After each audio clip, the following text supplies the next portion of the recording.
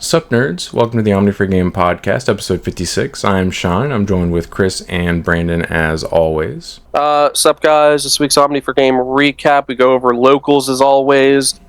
We look at the top deck lists that are going around right now. We hit the 2.0 reveals to see what the cards are going to be in that set. Give that a good discussion. And then we hit your comment questions as always. So if you guys like this, make sure you like, comment, subscribe, and we'll catch you in the next episode. Brandon sorta here. Yeah, Brandon is half here. Present and able. First topic, locals recap. I'm going first, right? Actually, I think it's me. I broke absolute even. Oh, okay.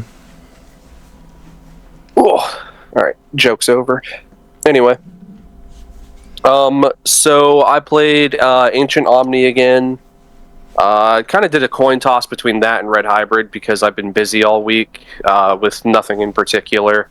So I didn't even touch Digimon cards all week. So yeah, I played Ancient Omni. Yourself? Yeah, totally. Round one I played against EX7. I actually lost game one. Purely because, as Sean now has experience with the deck, he can tell you. Sometimes you just have a hand where you have a bunch of cards, and then none of them are usable. Mm-hmm. So that was one of those situations. But then game 2 and 3, I just absolutely clapped back. I got to do everything the deck was intended to do. Sometimes it literally just boils down to whether or not you see your BT6 mats, because that is like your main draw engine of the deck. So the more of those you see, the better off you are. Plus Analog Youth. Seeing a lot of those is really helpful as well. Yeah, because, I mean, EX7's cool and all, like, you spam the board, but what does that matter when I'm bot decking your entire board? Round 2 was against Sean. Him and Chris were both testing their own versions of the same deck. I think my deck is just a little too fast sometimes to really, be impeded by what they do. It's just like, once you have your Omni set up and they have to play into it, it's just Jover. Like, there's nothing they can do. Yeah, so I mean, that kind of happened game 1, game 2. It was okay. I was having like decent luck against Sean at least. Would not continue for the rest of the night, I tell you that. Round 3, I played against Ben. He was playing 7 Great Demon Lords. Game 1, I punted the Ever-Loving Jesus out of. Because I thought I was going to be able to maintain turn with my end-of-turn Ancient deletion. But I did not account that Levia hadn't already gained the memory. He gains the memory after all my resolves. Because, of course, turn player prio. And it was a really, really long, drawn-out game 1, so I was kind of getting burned at that point. And I basically wasted my final Tama, because the way I gained the memory to try to keep turn was by picking the Louis he had destroyed with his Lucemon back out of the trash to play it again, because he let me pick which Tamer I got to delete because of the new 7 Great Demon Lord Lucemon. So I killed my own Louis, knowing, okay, I have an Ancient in hand, I can recycle it, play it again, promote my dude, and get extra aggro. Yeah, no, and then he just went like this to 1, and I was like, okay, cool, so I wasted my last Tama, and I lost the game on the spot there. Otherwise, I had Ancient Garu'd him 5 times, just in that one game, because I was able to lament one of them back. And then game 2 was kind of just more of the same, like, I wasn't seeing super optimally, and he just was able to ooga booga. So, then round 4, I played against somebody who used to come to our locals way back in the day and happened to just show up tonight. He was playing Dia. Game 1, he was able to establish pretty quickly and just rolled me with a bunch of rush tokens. Stuff like that happens. Game 2, I rolled him right back. I had to explain to him how the DNA Omni end of turn swing for game worked. So that was interesting. Because I think when your opponent sits there and thinking, okay, I'm good, he doesn't have any more swings, I have one Scaredy, and I just hard play War Greymon until you eat a bag. Yeah. And then game 3, I lost. Todd played when DNAs were a thing, right? The regular ones, yeah. Did he not understand that when it DNAs it can attack? Well, it's the tamer effect. It was the tamer. He had read the tamer. He had read the tamer, but I think he had paid attention only to the gain memory effect. Yeah. Gotcha. That final line of that tamer is probably the most important part, because it doesn't matter what your opponent's memory is at if you're killing them. Right. Oh, and not to mention trashing the security from the Wargrey Inheritable. So I just laid all 3 cards out and was like, this is what's letting me DNA, this is what's trashing your last security, this is what letting me swing. And then game 3, I lost to myself. Just straight, pure, and simple. I did not realize the Dia that was on the board was the one where if I played something, it would play a token, and he had the D Evo underneath it. So when I went Wargrey, Resolve, Metal Garu, he just went, okay, token, D Evo the Metal Garu, and I lost on the spot. What I should have done, in hindsight, seeing what was on his board, is I should have went straight into the Ancient combo, and then end of turn Miraculous Mega Knighted, and he couldn't have done anything about that, and I probably would have won that game. So that was just me not knowing what Dia did and all that stuff. That's my fault. That's purely on me. So, 2-2. Pretty okay night. It should have been better without those 2 giant misplays looming over me. Like, a potential game 3 with Ben could have gone either way, and I would have clinched against Dia if I just wasn't stupid. My mind was clearly elsewhere. Yeah. I played Magna Armor last night. Round 1, I played against Cinderella. That deck sucks, despite what Ben says. Game 1, I started kind of slow. And he actually got like a Cinderella on the field, was like doing stuff. But once I got into a Magna X, he couldn't really do anything. Ended up winning 2-0 pretty easily. Round 2, played against Brandon. I opened up kind of slow both games, and he opened up, I would say, pretty well both games. And he just got me on the back foot way too quickly. And once that happens, like, because I can't interact with my own security, like I have to hit his security to trigger Magna X, and once it's already on the field, there's no way to protect it. If he has like a Omni set up to where I can't swing, or I just get DNA'd. So I ended up winning that 2-0. The round 3 I played against Demon Lords, which is probably the absolute best matchup this deck has. Because I'm playing 3 Merciful modes and 2 Paladin modes, in addition to playing Magna X, which also just like by itself kind of pees on that deck. Game 1, I actually didn't even go into Magna X. I just saw a bunch of my starter deck Magnas and just kept bouncing his stuff back and just swinging into security and just armoring, and he couldn't clear any of my bodies because they all had Armor Purge, and I just killed him with level 4s. Game 2, I went into Magna, and then I think by the end of the game, I went into 2 Magnas. There wasn't really much he could do because I was also started EX7 Magnamoning his stuff back to his hand. Like, they can get their, if he's playing one of the newer ones, a lot of them, he can still tuck a Demon Lord with their interruptive effect when they leave the battle area, but he's getting like minimum value out of that because like it's not getting deleted by the gate, so like it slows him down immensely, and that's assuming he even has one of those on the field. A lot of times it wasn't one of those. So I ended up winning that 2-0 pretty easily. Round 4, played against Demon Lords again. This time it was Ben. Game 1, I actually had a pretty good starting hand, and Ben clearly had a very poor starting hand. But after I played my first couple of cards, I just kept drawing unplayable cards.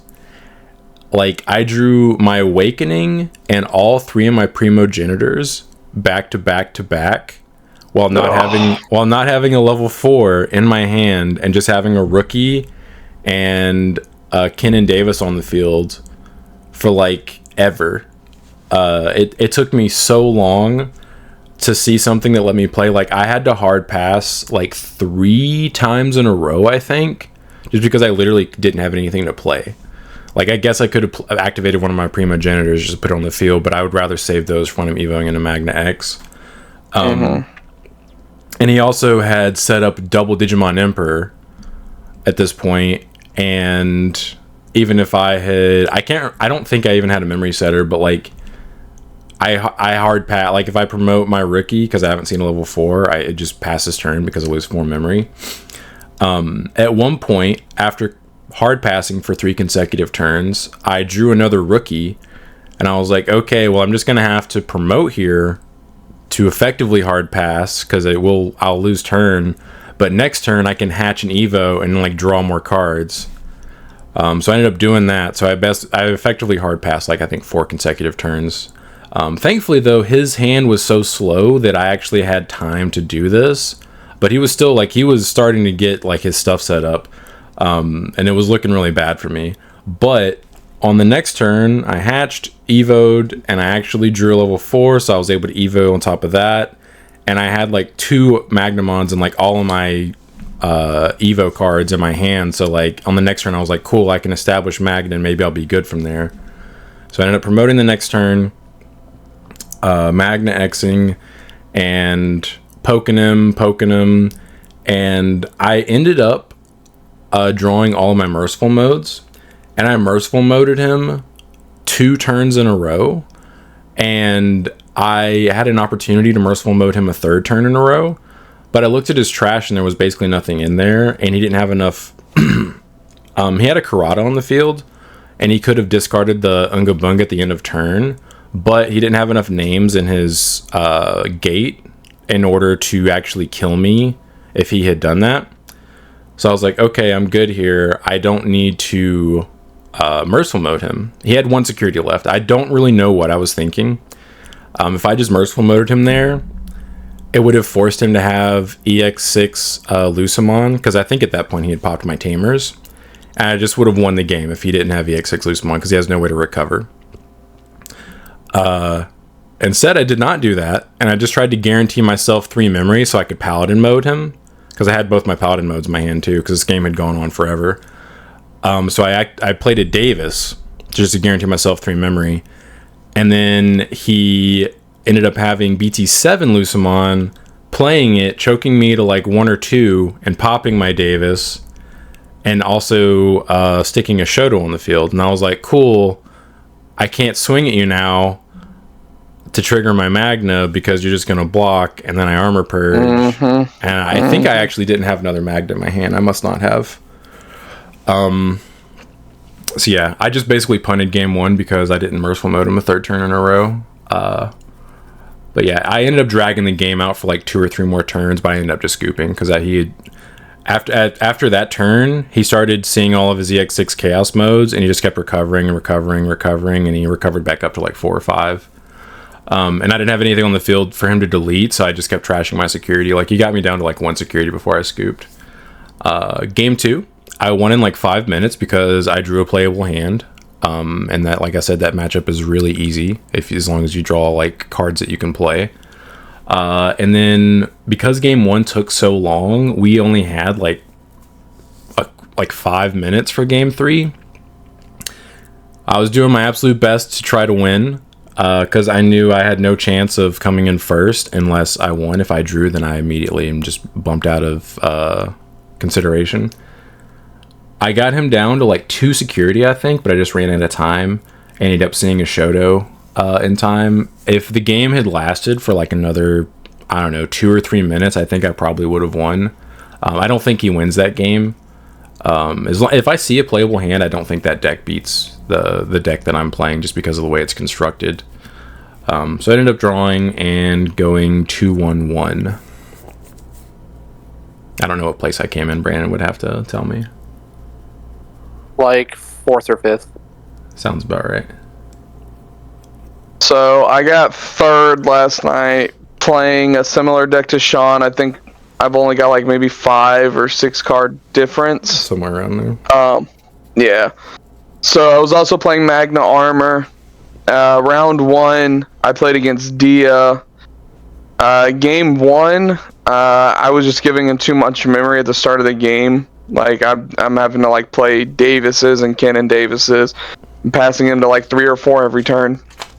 And like, this was the most consistent Dia I've ever seen in my entire life. I'm talking, he had trainings, he had erratas, he had like the whole shebang, like everything. But it also helps that I'm like, all his Caramons search like 3 to 5 cards, you know, and he's picking up like 2 cards. Yeah. And he's also kind of like Caleb, where he plays like a couple like tech cards. Then I'm like, oh, okay, you can just pick those up with your new Caramon. He was also playing like Doomsday Clock. Oh yeah, I remember being surprised seeing him play the Doomsday Clock, and I was like, "Are you playing all 4?" And he was like, "Yep." I was like, "Yeah." So at one point, he had 2 of them on the board against me, and I'm like, "I'm in danger." So I mean, to be fair, I mean, it's a good card on its own. You're just never going to do the win con. Yeah, it's a decent protection effect, but yeah, the win con's probably never going to happen. I mean, decent protection until you come against like something like Omni or Levia that does a double pop. Yeah. Yeah. So, game 1, he ended up like once I established Magna, if he has Dia and like 1 token, I'm in trouble, because there's no way I'm gonna be able to get at his security and protect myself.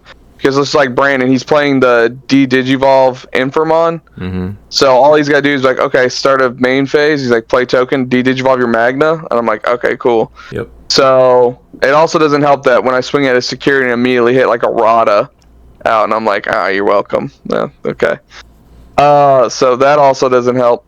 So that's how game 1 went. And then game 2, I had like probably one of the best hands I had all night. And just like rolled him real quick. Like there was no chance. I'm talking like Magna came out and I was like swing, you know, just murdered him. And in game 3, kind of what happened to Sean, I drew like such a god hand, and then every card afterwards was just unplayable. Mm-hmm. I'm talking, I had a Vmon, I had a level 4, I had Primo, I had the Kenan Davis, and I had Magna X. I was like, it literally does not get any better. This is the hand. That is the worst feeling ever. When you think, oh, I'm about to roll him. Yes. And then you draw, be easy. Draw. Yeah. I saw that hand. I was like, how do I lose this? So I do everything. I establish everything. I get Magna, and I swing, and his first check is Errata again. I said, okay, no worries. All right, we're good. It's a spin. I'm going to swing. Yeah, so I'm like, I'm poking him early. And then I'm like, everything I was drawing, I'm like, I have all the Primogenitors in my hand. I have Awakening. I have like 3 Sorin Joes. I've got like everything in my hand. I'm like, I can't play anything. And all he does is like, he sat in the back, promoted, went all the way up into Dia, established like 2 or 3 tokens. And I'm like looking, I've got my 1 Magna. He's got the Dia with blocker, or the one that gives blocker, and like 3 tokens. And I'm like, I can't do anything here. I mean, so yeah. So that was unfortunate. He also has it's Doomsday Clock that gives the protection where if you try and pop it, he can just like delete a token, right? Yeah, it's something like or it detaches. I forget exactly what it does, but yeah, basically. Yeah. So he had that itself after it pops the token.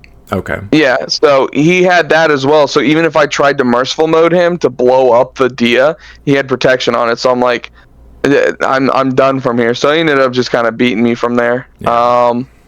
Dia is like a fun, okay deck when you see all your right pieces, and they are eventually going to give it enough cards that just search their deck to where it'll be okay. Because like they've got like three Caramons that search anywhere from 3 to 5 cards. It's gotten like, way more consistent. That's crazy. When we remember the last time it was meta, right? Yeah. It's end of opponent's turn. It just plays itself out. So it doesn't attach itself to do the protection effect? No, it's just all turns when this Digimon would leave the battle area by an opponent's effect. By deleting one of your other Diaboromon prevents it from leaving. Oh, cool. Yeah, it doesn't get around DP. Sick. No.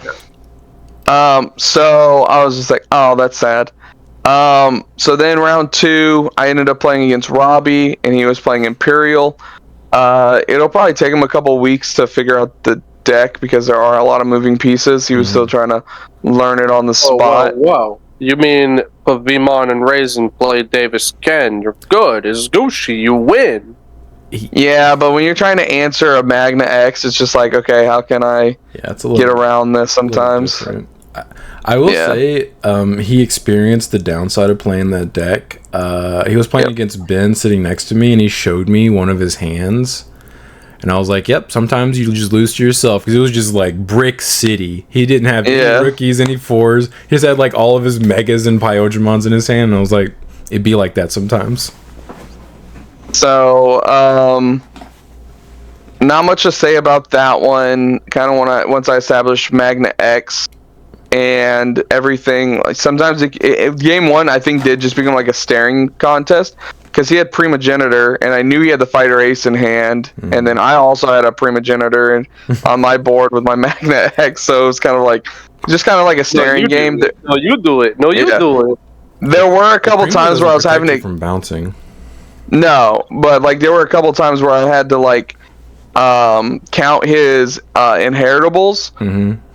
Just because with the Sora and Joe's, I was like, I gotta make sure that when I swing, when I'm stripping sources, I've got to have more sources than them. But there weren't many times where that happened. So I ended up just kind of winning that one. I think I made him misplay like maybe once or twice against him, and still ended up getting the win. So round 3, I ended up getting down paired. And I think this is one of the reasons why I ended up not getting top 2, because I 2-0'd everyone from here. From like after round 1, I 2-0'd everyone. That is round 3. Well, I guess you couldn't have placed higher than Todd, most likely. Right. So did you get 3rd? Yeah. Okay. I guess that makes sense. So round 3, I ended up getting like super down paired. I played against Tyler, who's playing Eosmon. Who I think at that point was like 0-2. You know what I mean? So I like that killed it right there. I ended up draws that had happened earlier.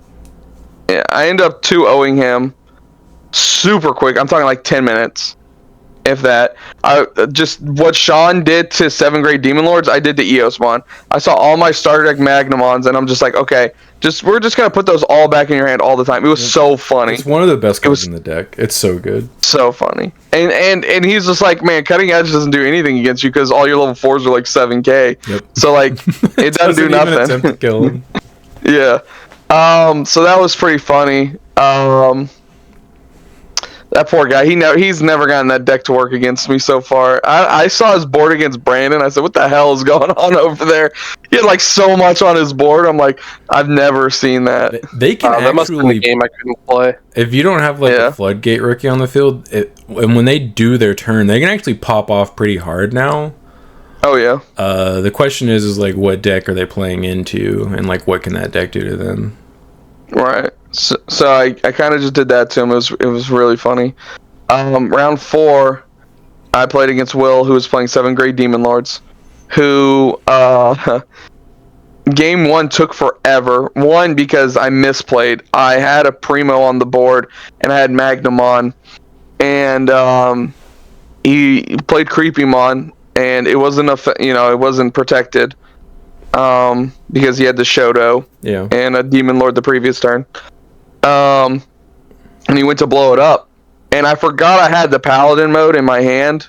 Because at this point, I'm like, it's round 4, and I'm like, I had work earlier in the day, and I was just like, kind of like tired and out of it. I just wasn't paying attention. Like, as soon as I picked up my cards and put them in my trash, I started shuffling to my hand, and I saw it, and I was like, God, man. Yeah, I was like, geez Louise. Because I didn't get to do that all night. Yeah. So like that's also probably a reason why I didn't do it, because I hadn't done it all night. It just never came up. Yeah. I mainly used it to digivolve into Magna for cheap. Yeah. So copies of Awakening. Yep. Yeah. So that ended up slowing me down a lot, because I think if I would have done that, I just roll from there. I'm just rolling them from there. So then it took me a little bit longer, because he started setting up his trash, and I was like, you know what, F it. I hard played the Paladin mode Ace, and returned like not every card in his trash. Yeah, every card in his trash to the bottom of his deck. I put his Unga Bunga right at the bottom, as you should. And then like the following turn, like a couple next turns, he got his other one in there, and I'm like, I know Will's deck, he only plays 2, and I go, boom, drop the next one. when he had less cards than trash, that way he doesn't get that first Unga Boonga sooner. Yeah. So I put that one at the bottom as well. So now he has no win condition. Yeah. Because I'm like, I'm gonna kill you before this, and then I end up eventually killing him. Of course, he then blames me and says I cheated him out of a game 3 because game 1 took so long. Like, I tried to explain to Will, you're playing 7th grade Demon Lords. That is a at least 10 turn minimum kind of deck. Yeah. Like, there is no quick win with 7th grade Demon Lords. Winning in a 5-minute game with Demon Lords. And he's just like, well, you're playing Magna X, so I have to play passively. So you're saying you're playing passively because of Magna X. So, but that's my fault. So that was just Will just being Will. It's kind of unfortunate. He had to play the same deck basically 2 times in a row, and it's like a terrible matchup. Yeah, back to back. Game 3, I was like, or game 2, I pretty much told Will, I was just like, because he started playing really quick, and he was like starting to try and like kind of make mistakes, and I was like, yo, slow down. I know you're trying to, you want to try and win this, but like if you play, the faster you play, the more chances you make mistakes. So I was like, bring it down a little bit. Like right off the bat, he played Lucimon, the Searcher one, searched out his cards, and then whatever, and then no, I'm sorry, he played the Lucimon, the Destroy a Tamer or Security. Yeah. Whatever. I can't remember what's that. Yeah, the 7th grade Demon Lord one. Yeah. And then he hard dropped Lucimon. That's the Searcher. And then he tried to just move it to 5. And then I picked up Lucimon. I was like, hold on, I'm pretty sure that's not right. Like, I know this. I'm pretty sure I picked it up. And I move it to 5 because he did the search. Because, again, he's playing so quick. Oh, he does the search, picks up his cards, and I move it to 5. He's like, what are you doing? And I'm like, dude, that costs 10 memory. Like, he picks up the Lucimon. So, like, now he's starting to make mistakes because he's trying to rush it. So at this point, I just kind of control his board with Star Deck Magna. And I told him, I was like, I could literally just try and play for time here, but I'm pretty sure I can just kill you from here. And then I just kill him. Yeah. So I didn't rob him of a game 3. He gave me enough memory on one turn where I was able to swing with my Star Deck Magna. And then swing with my Star Deck Magna. It died. And it Digivolve into... BT-8? No. Another Star Deck Magna. Swing... BT-8, the unsuspend one. And then swing with that one to kill him. Yeah. He gave me enough memory to be able to do that. So, that was nice. So, I ended up beating Will. And then got 3rd. So... I did the whole Ben thing where I lose round 1 and then I go on to 2-0 everyone. Yeah. The deck was fun and it's really... But it's just... Magnamon is so fair when it's not being played in Yellow Vaccine. It really is. Because there were times where I was like, man, I want to look at the deck and add another Blinding Ray because I just never saw it. And we gotta have a way to mess with our own security to trigger his effect sometimes, but like Digimon. Yeah, but you can't primogenitor him. Can you? No. You have to. He has armor form. Does he? Right? I think he has to have free in the traits. Free, that's right. He probably does. I feel like he would. You have to awakening him specifically. Okay, he must not have free in the traits. Then I'm pretty sure primogenitor just says one of your free Digimon. Yeah. So yeah, it was a pretty good night. So yeah, we just don't have that kind of money for the Flame Dramons. We do have the money. We just refuse to pay that money. It just doesn't really mesh with the rest of the deck the way it's no, because like it's basically unsearchable. Yeah, not the deck that we were playing. No. Shine Greymon Burst Mode Ace also came up a couple times last night. Oh yeah, I actually I cut mine to make room for other things, and Brandon. I never aced into it. I always was just hard dropping it. Here's a bomb. Here's a bomb. You basically only ace Evo into it as like a last resort to keep you from dying from something random. It doesn't really happen very often, and that's why I actually cut it. Because I know no one at locals plays Mirage, and that's basically the only matchup it's really in there for.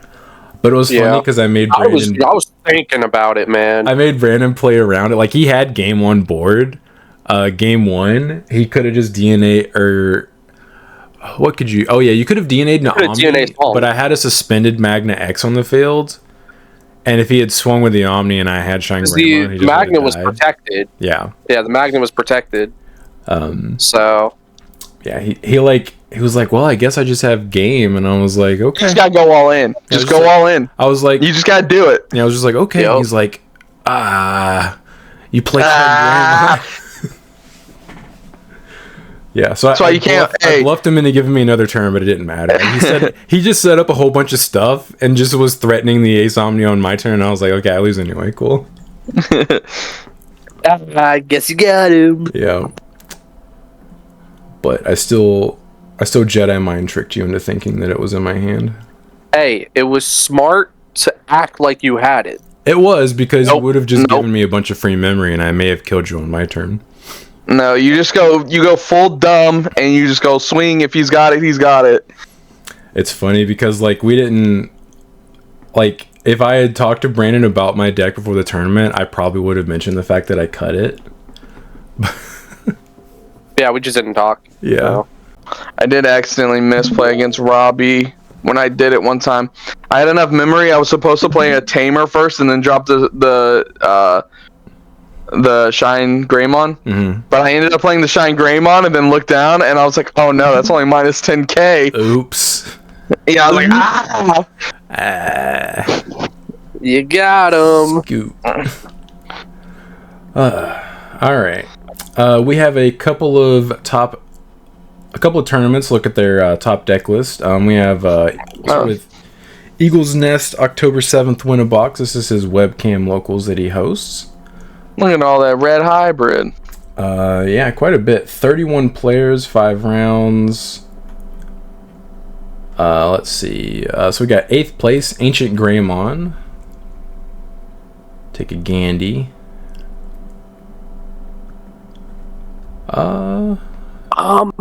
In comparison to mine, I'd say he's playing 2 more Burning Greymons, Crimson Blaze, and 1 more Analog Youth.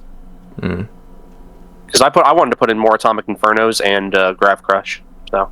Oh yeah, he's not playing any Graph Crush. It's actually kind of surprising, even as a one of. I mean, yeah, Graph Crush just steals games. It's so good. It does. It's a card that probably should get limited at some point. Pokemon cards. This is a Digimon game. That's right. What's going on here? Stupid ads. I hate this website, dude.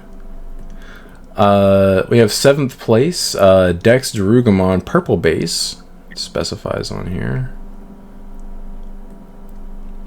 Yeah, I feel like this version is more aggressive just because you have access to Alliance. I like how the purple base is starting to play that Mega Dramon now. Just for like the D-Evo. Yeah, D-Evo's a really powerful effect. Yes, it is. And it doesn't really affect, because like all your stuff Evos, like it doesn't hinder your line. You just can't search it off of your trainings and memory boosts. Right. I do like this combo here, the BT9X antibody, because you swing with something and then trigger its effect after giving yourself Alliance. So like this allows this deck to be even more aggressive, because they can pass turn while they go for, like a bunch of checks and then reboot on your turn. Oh, okay. So you're saying Tuck Dex, antibody, swing, give yourself Alliance, and then Digivolve into the Darugamon? Yeah, or vice versa. You could give yourself Alliance after you Evo you too. Yeah. Yeah, that's pretty cool. Nice. Then we have 6th place Fenrilugamon. This is gonna look similar to what we just looked at. This guy's also only playing 3 fins. Maybe that'll be. I wonder if people are just cutting that specifically just because it is searchable. I mean, it gives you room for other cards. Yeah, it might just start becoming the standard, since literally all of your search cards search it. Yeah, because he's playing Max Kazuchimon, because again, it's not searchable, so... Yeah, you have to play 4 of this card. Yeah. Like, I disagree with Ben when he first told me, but after like messing with the deck and seeing it in action, I agree. I think 4 is the right call every time. Yeah, looks solid. Then we have 5th place, Ancient Garu. Blue base. Playing the Bokomon. That's... I mean, I guess you don't play it in the mirror. Like, you just don't put it on the field, but it is a liability in the mirror if you end up playing it, not realizing you're playing against the mirror. A couple memory boosts. That's kind of surprising, but I mean, I guess it's better than trainings in a deck like this. Yeah. I was gonna say, at least with the Boko, like if you have the memory setter out, you could hard play it and then still go for your ancient combo and get like a 5 search. But I guess I get it. But yeah, against the mirror match, it's not optimal. These guys are 10 warriors, right? Okay. So you can add back the ancient with the ancient deity card. Oh yeah. Okay. And then immediately digivolve into it. Yeah. So this guy's playing 4 promos, and then also obviously the wombo combos, and he's playing 3 of this. So he just wants to ancient Garu you like a billion times. I'm sorry, I was mistaken. Not digivolve. On play it. Yeah. For reduced 4. Yeah. Yeah. Don't come after me. Comments. You knew what I meant. Did they? Did they know what you meant? I hope so. Yeah. Surprising that he's playing 1 of the BT16 Uko. I guess he just didn't have... I guess he wanted to play a certain amount of rookies at Evo on top of his Tamas. Makes sense. Yeah. Robbie was also trolling. He listened to the podcast last night, and for his Imperial deck, did you see what he did? Yeah, he played 3 different Tamas. Yeah, he's playing 3 different Tamas, which... What a piece of crap. I think it was a bad decision, because he wasn't playing... Some of his Tamas did not draw him cards, and that's something I think he really need in that deck. That way, like, if you combo once, you draw so many cards that you're set up for the rest of the game. Yeah, you're Gucci. Yeah, if you're not maxed out on draw power, you combo once, and sometimes you just can't do it again if they do something to your Pyodramon. 4th place, Ancient Greymon. Let's see. This guy's playing 3 Grav Crush, not hecking around. Damn. I mean, if you see it, it's worth it. Especially if you have a way to choke your opponent to 1. If they have a memory setter, you're giving them the 3 regardless. Yeah. Extremely unfair card that was printed in the very first set we ever got. I think eventually it will see the ban list, but until then... I think it's crazy how long it took for it to actually start to see play regularly. Because if you remember, when we went back and did the retro format, that was 1,000% in your deck. Yeah. But back in the day, it almost never saw play. Well, I think it's because people... I think they just undervalued it. Like, once I had... There probably weren't enough cards like we do have like nowadays that could like take advantage of the free 2 memory. Yeah, like, you couldn't just kill people in 1 turn. Like, there weren't really OTKs back then. Like, the first OTK we really got, I guess Imperial, but that's not a red deck, so, like, you couldn't abuse Gravity Crush. But, like, the first OTK red deck that we got, in my opinion, was the Jesmon deck. And that's when I first started messing around with the Grav Crush, and I thought it was broken in that deck. Yeah. But yeah, there's just not a lot of, like, whenever we get red decks or any deck that can use this card that can kill your opponent very quickly, where I think you're always going to see this card sprinkled in there just because of how unfair it is. Makes sense. Then we have 3rd place, Imperial. Jesus. Okay. Also playing Hexablaumon randomly. Yeah, I was going to say, I think there's a little more pieces to this one, but it's still very much the... How many copies is that? 3. 3. Not 4. Ugh. Wild. Yeah. Shooketh. Also, I don't really understand the Magnamon. Like, it's a good card, but this guy's not playing Magna X. So, like, he's not putting in armors just to have armors, and like it's probably just to strip a source and bounce something. Maybe I mean yeah, it's good. It's good removal, but I feel like I don't know. Evoing for 3. It's like I'd rather it be another card like the Kenan Davis. Yeah, I would rather just be a 4th Kenan Davis. Like Evoing for 3 memory is pretty rough in this deck. Like, yeah, sure, you can gain back memory with one of your potentially 3 Kenan Davises if you saw one, or Davis and Ken, whatever. But yeah, I mean, it's a security bomb, but like you're playing 1. Like, what are the odds it's going to be in security? I was playing 4 last night, and I never had that happen. Okay, so like 1, it's never gonna happen. Fun fact. Did you get to do it?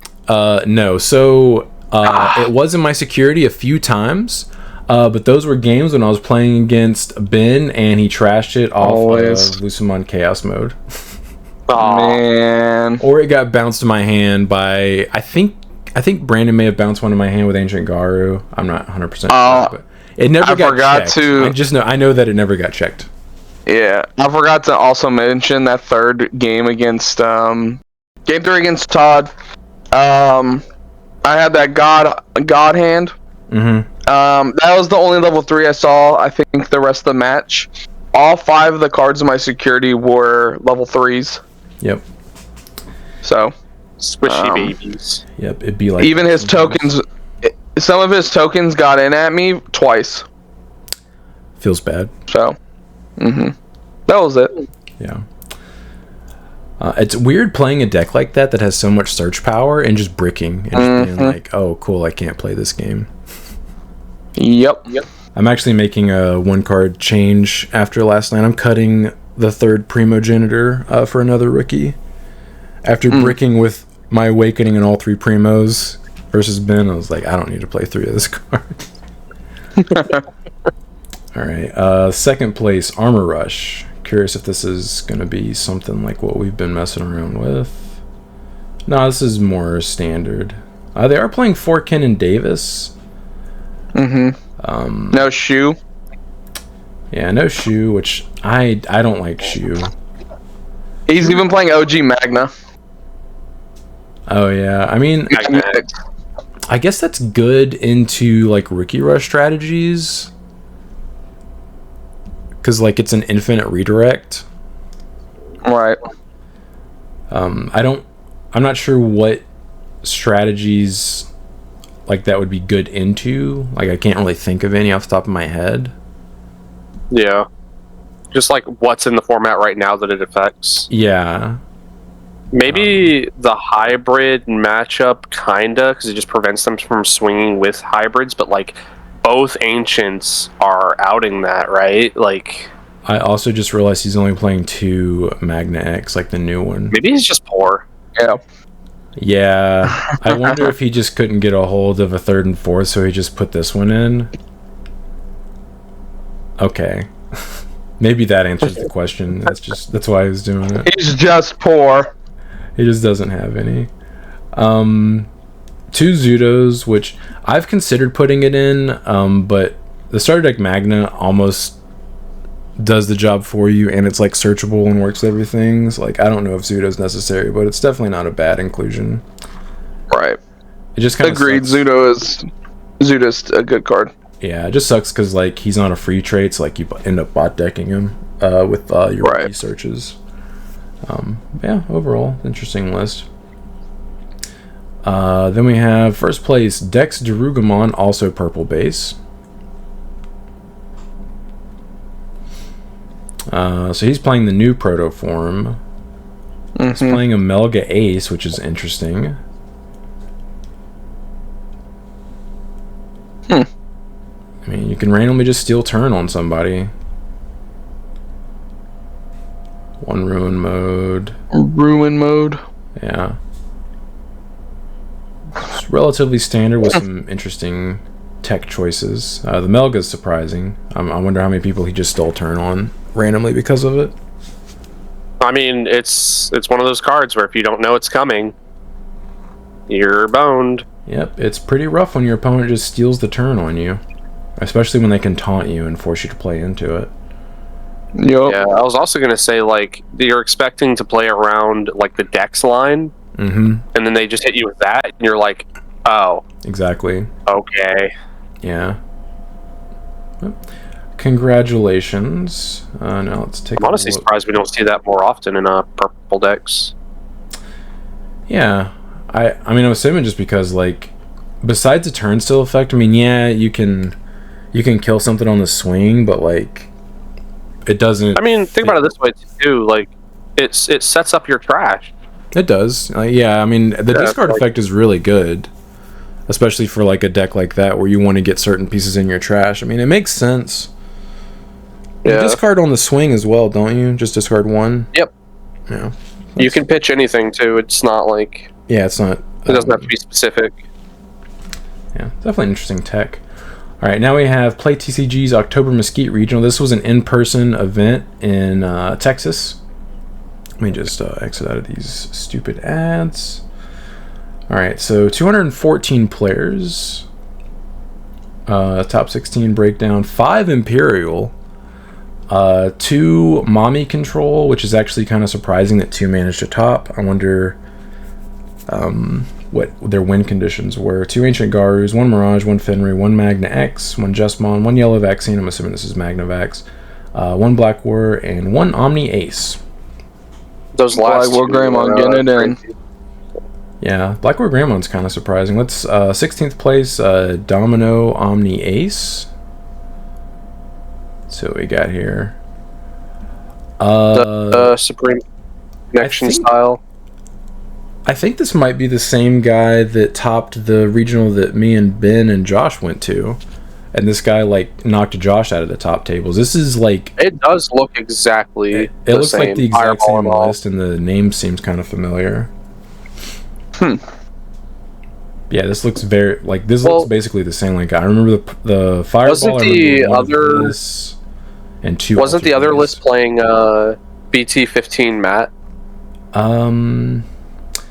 Because I seem to remember that. Could have been. I mean, there may be like 1 or 2 changes, but I distinctly remember the 3 Fireball, the 2 Alter B, and the 1 of Supreme Connection.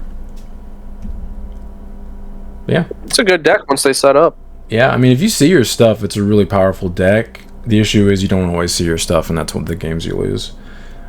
But congrats. And then we have 15th place, Mommy Control Lee Hybrid Base. So this is like the black hybrid version. Taunt. Yeah. Taunt galore. 3 Edda, 4... I forget which one of these taunts. I think it's Sephiroth. It's that one. It's Sephiroth. Yeah. So that's 7, and then 1 Shakuamon and Rapid. Kind of surprising. The 1 of Shakuamon, which is... I mean, it's a decent card. Being immune from your opponent's Digimon effects for an entire turn is pretty powerful. I mean, that's kind of the same reason you play Rapid, just so you know you can get your aces off. Yeah, it's like basically, it's very similar versus most things. 2 Paladin modes. Because, like, all of your level 6 aces can go on top of either of them, so... Yep. Anyway, proceed. 1 Quartz. Only 2 Cherubs. I mean, yeah, I guess that makes sense. You can't play anything in the deck off of the Cherub effects like you have stuff in play, so I guess it makes sense not to be maxing it out. Yeah, looks solid. Then we have 14th Annabelle, Black War. Let's see what we got here. It's beautiful. Yeah. I was playing Galmon and everything, yeah. Yeah. This dude said, "Oh, you have Shoto out?" No, you don't. Yeah, not anymore, bud. This is something I considered. I messed with building a Black War list like a couple weeks ago just because of how prominent I thought Shoto was going to be. I ended up not actually putting good against Tamer matchups too. Yeah, like it has a decent matchup into like most of the tier 1 decks because a lot of them are Tamer reliant. The issue is that it's still very slow, and like popping their Tamers once, a lot of the times you can't close out games quick enough for it to matter. Yeah, I'm surprised they haven't tried playing the level 5 that lets you pop Tamers as well. Megadramon. Yeah. Yeah, I mean, it's not searchable. Yeah, I mean, you can search it off like the memory boost and stuff. Oh, yeah, those boosts. Yeah. It's not an archetype searchable, I agree. Yeah, and I mean, that pops Shotos for free on the swing. Mm-hmm. Yeah, I feel like you could definitely play this, and if you have the right matchups, you could probably have a pretty good time. But yeah, congrats. I see a lot of lists like this every time I see like a Black War or War Greymon list where they're just like tech to the teeth, like they're playing like 4 different level 4s, 3 different level 5s, which is actually more standard, but yeah, there's lots of like 1 or 2 ofs in here, like 1 proto, 2 BT9 X Annie, 1 training, 2 memory boost. That ratio doesn't really make sense to me. Crimson's good. Hades Force is obviously really good. But congratulations. Nice to see that deck top again. 13th place, Ancient Garu.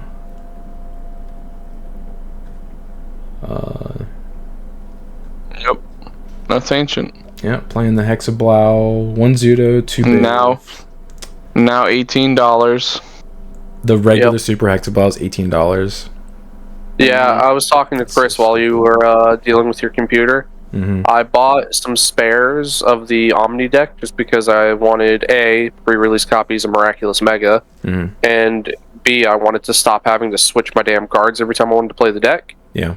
And my cart, which had like 16 plus cards, was less than 1 Hexblow. Sounds about right. I noticed that he's not playing any Jets. I'm assuming that's because he's playing a side Mega Hexablow. You always want to be able to Evo into it. Yep. Only 2 promo Lobos. That's kind of surprising. But, yeah. 2 Soren Joes, really good card. Congrats.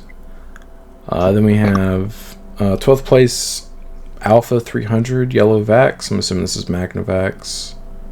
Yeah. Jesus. Yeah, lots of stuff. Oh yeah, that's yellow. That's yellow vaccine. Yeah. Lots of different tech choices. I like the Edamons. 1 Valk, 1 Mega Gargo, as well as your 4 of those. Paladin. Not a lot of... I mean, I don't like how limited the searching is in this deck.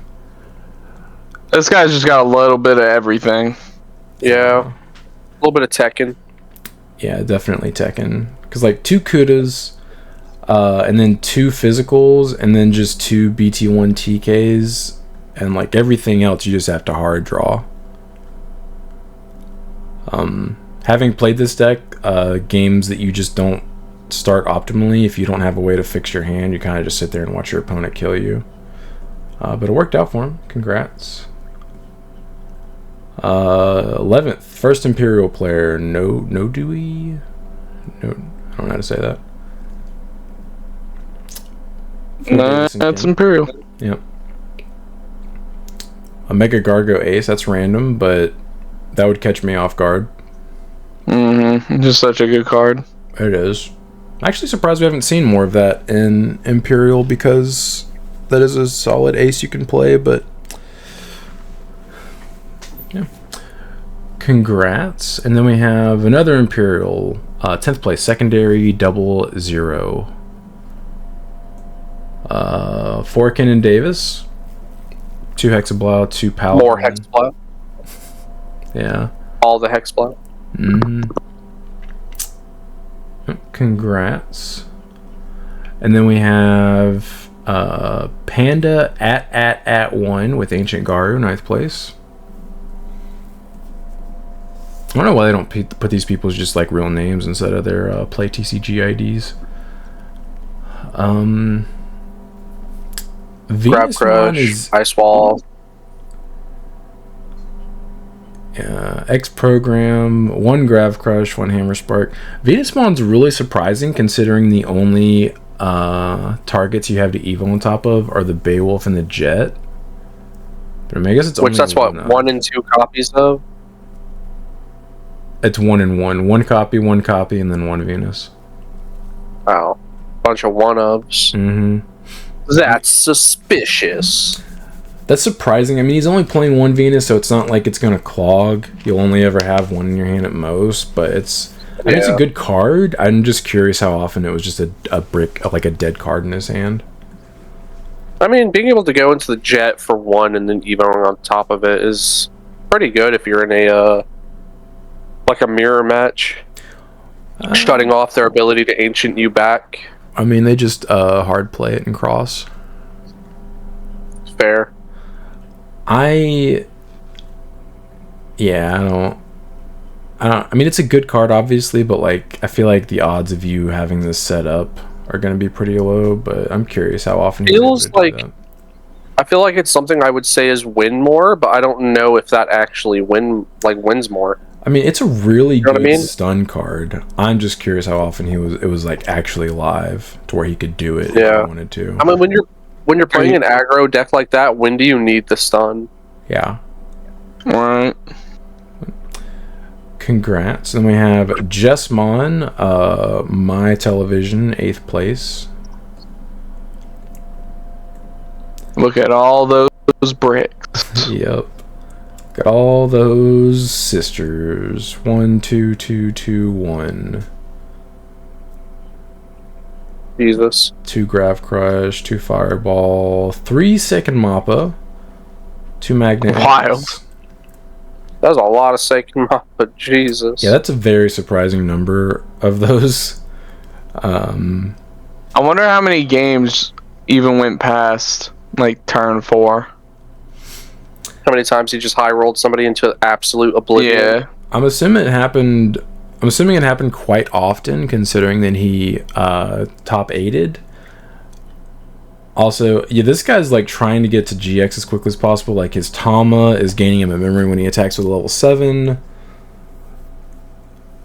Man said GX or bust. Yeah, basically, I think his goal is to turbo up into GX and probably tuck Magna so it's like protected for a turn. And on the following turn, he can just swing with GX and then second Mappa and then kill them. Try to leave. Game, baby. Yep. Congratulations. Then we have... I lost my place. 7th place, Boba Pike 19 Imperial. How many Davis and Kins are you playing? 4? Okay. 1 HJ. I'm actually surprised more... How hard do I have to judge you based off your Ken and Davises? Yes. What about that option that's next to the HJs? How often do we see that? Not very. I remember seeing this text before this format started. Yeah, I like that card. It's a really good card. It's a cool card. I mean, it... Yeah. It affected... I thought your PC cut off again because you just stopped talking. No, thankfully, I don't think it'll... Well, I'm not even going to say that, but... It effectively turns all of your dudes into 3-cost boys. Because of it. And it lets you, like, act as if you have end-of-turn DNA because it immediately DNAs. Like, you could potentially gain the memory back to keep turn. It's interesting. The HJ, I think, is a cool tech. I think this is similar to like the Mega Gargo we saw, which is an interesting card that probably caught people off guard and also is surprising that more people haven't messed with it. This helps the Angel matchup, assuming you see it. Right. Because you can actually out the Dom potentially. HJ so strong. It is. It's a very good card. Mother Control, 6th place, Akaroon. This is the Ace base, whatever that means. Oh, Jesus. The Nightmons. Yep, 4 Nightmons, 4 Edamons, 4 Cherubs, 4 Terurimon. I'm assuming this is just to have... It has Alliance, but I'm assuming this is just to have a target to play off the Cherubi. 3 Valks, 2 Azulongs, 3 Shine Greymon Burst, 3 Death X, 4 Emperors, 4 Tyankaris, 4 Shotos, 3 Ties. How many Digimon Emperors is that? All 4. Yeah, that guy can eat a bag of dicks. Maximum hatred. Is this guy right here? Yeah, screw this guy. The only taunt he has is the Edamon, though, so, like... It's just because you have to sit there and just know that no matter what, he's got one. Like, he's like, I don't care if I taunt you or not. You know I have one. So if you ever want to swing at me... Feel free to do it at your leisure. Yeah. Yeah, this is... It's like... This is actually... I mean, this isn't nowhere near, like, the list I built, but, like, this is similar to, like, the Ace Control concept that I messed around with. where like all of your removal is aces. I wonder how many ancient Garu players he played, because I feel like that deck kind of pees on you a little bit, because like they bounce your ace, gain memory, bounce a security, swing. I mean, I guess you have the Mother D always out there to block, so I guess the Shoto Mother D helps you protect against at least them killing you, but I mean, they're getting so much memory rebate. Yeah, I was about to say, as long as they have the unblockable Koji, they should be pretty kosher. Oh yeah, true. They also have access to unblockable in that deck, so the Mother Shoto is not necessarily awesome for them. Yeah, I'm curious what his matchups were, because like that was actually what made me stop wanting to play that deck, is testing it against the new Mirage variants and also the Ancient Garu, and I'm just like, oh cool, I can't win this matchup because I'm just giving you. They basically just went, all right, here's our strategy. Mother Shoto shows up. Here's our strategy. Yeah. They just went slightly meh, right to the side. Just become unblockable, guys. Yeah, it's that easy. Just be unblockable. But congrats, though. I'm curious. So I actually looked at these like a couple weeks ago, the promo Nightmons, and they were $20 when I looked at them then. I'm curious how much they are now, considering we're getting closer to 2.0 with Lord Nightmon. Thankfully, I have my playset. 5th place, Sons of Chaos Imperial. SOC. 4 Davison Kins. Okay. One. There are no SOC cards in here. That is true. Yes, this is not an SOC player. 2 Hexablau. This one looks closer to what we've been seeing in the past. Yeah, this is a pretty standard list. Yeah. 4th place, Mike, Magna X. So I'm assuming this is the armor variant. Let's see what we got here. Hey, this guy's got money. He does, dude. 3 flames. I'm gonna check the flames at one price right now. I would imagine it's just gonna get more expensive over time, and unless it gets. Would you guys like to put in your bets? I'm gonna say $55. For what? Okay. The Nightmons? The Flame Dramon. The Flame Dramon. Oh, the Flame Dramons? Yeah, probably like 60. 38 to 40. Oh, that's a good deal, dude. Might want to get some of those. Yeah. I'm going to check on my Vidramon to see how Vidramon's doing. High Speed Plugin, a card I forgot about. That's an interesting tech that gets around all the Mother Shoto shenanigans and all the BS I never like forget. That. Yeah, you would never forget. I literally thought about teching it into my deck, and I was just like, nah, I won't run into anything too problematic. And then round 1 played against Dia, and I couldn't touch him. Yeah, I might. Vidramon is about $20, by the way. Do what? Vidramon is $20, by the way. Oh, the All Force Vidramon. How much is promo Nightmon? I'm curious. I will check. Thank you. Yeah, I see people playing the Shu Yulin, and yes, obviously it's cool to swing for 4 checks basically with your Magna and give it reboot, but that requires you to have a second body on the field, and that's already asking for a lot if you're in like a relatively close matchup with a good deck. Like, yeah. If I have 2 bodies on the field, I've already probably won the game. Like, based on how my matchups have been going. Like, I feel like I'm not going to say it's a win more, but it's like approaching that for me as far as like how often it would be live. Yeah. Would you like to ballpark the Nightmon? I'm going to say 25. Chris? 24. You're just going to prices right him and lowball it? 20 to 17. Okay, so they're still about. Let's go. Let's go. They haven't continued to get bought out. Congrats. Then we have Geno's 160, 3rd place Imperial. Take a Gandhi. 4 Davison Kens. Extremely standard. Congratulations. Yeah, pretty standard. Yep. Then we have Nostalgia, 2nd place Fenry.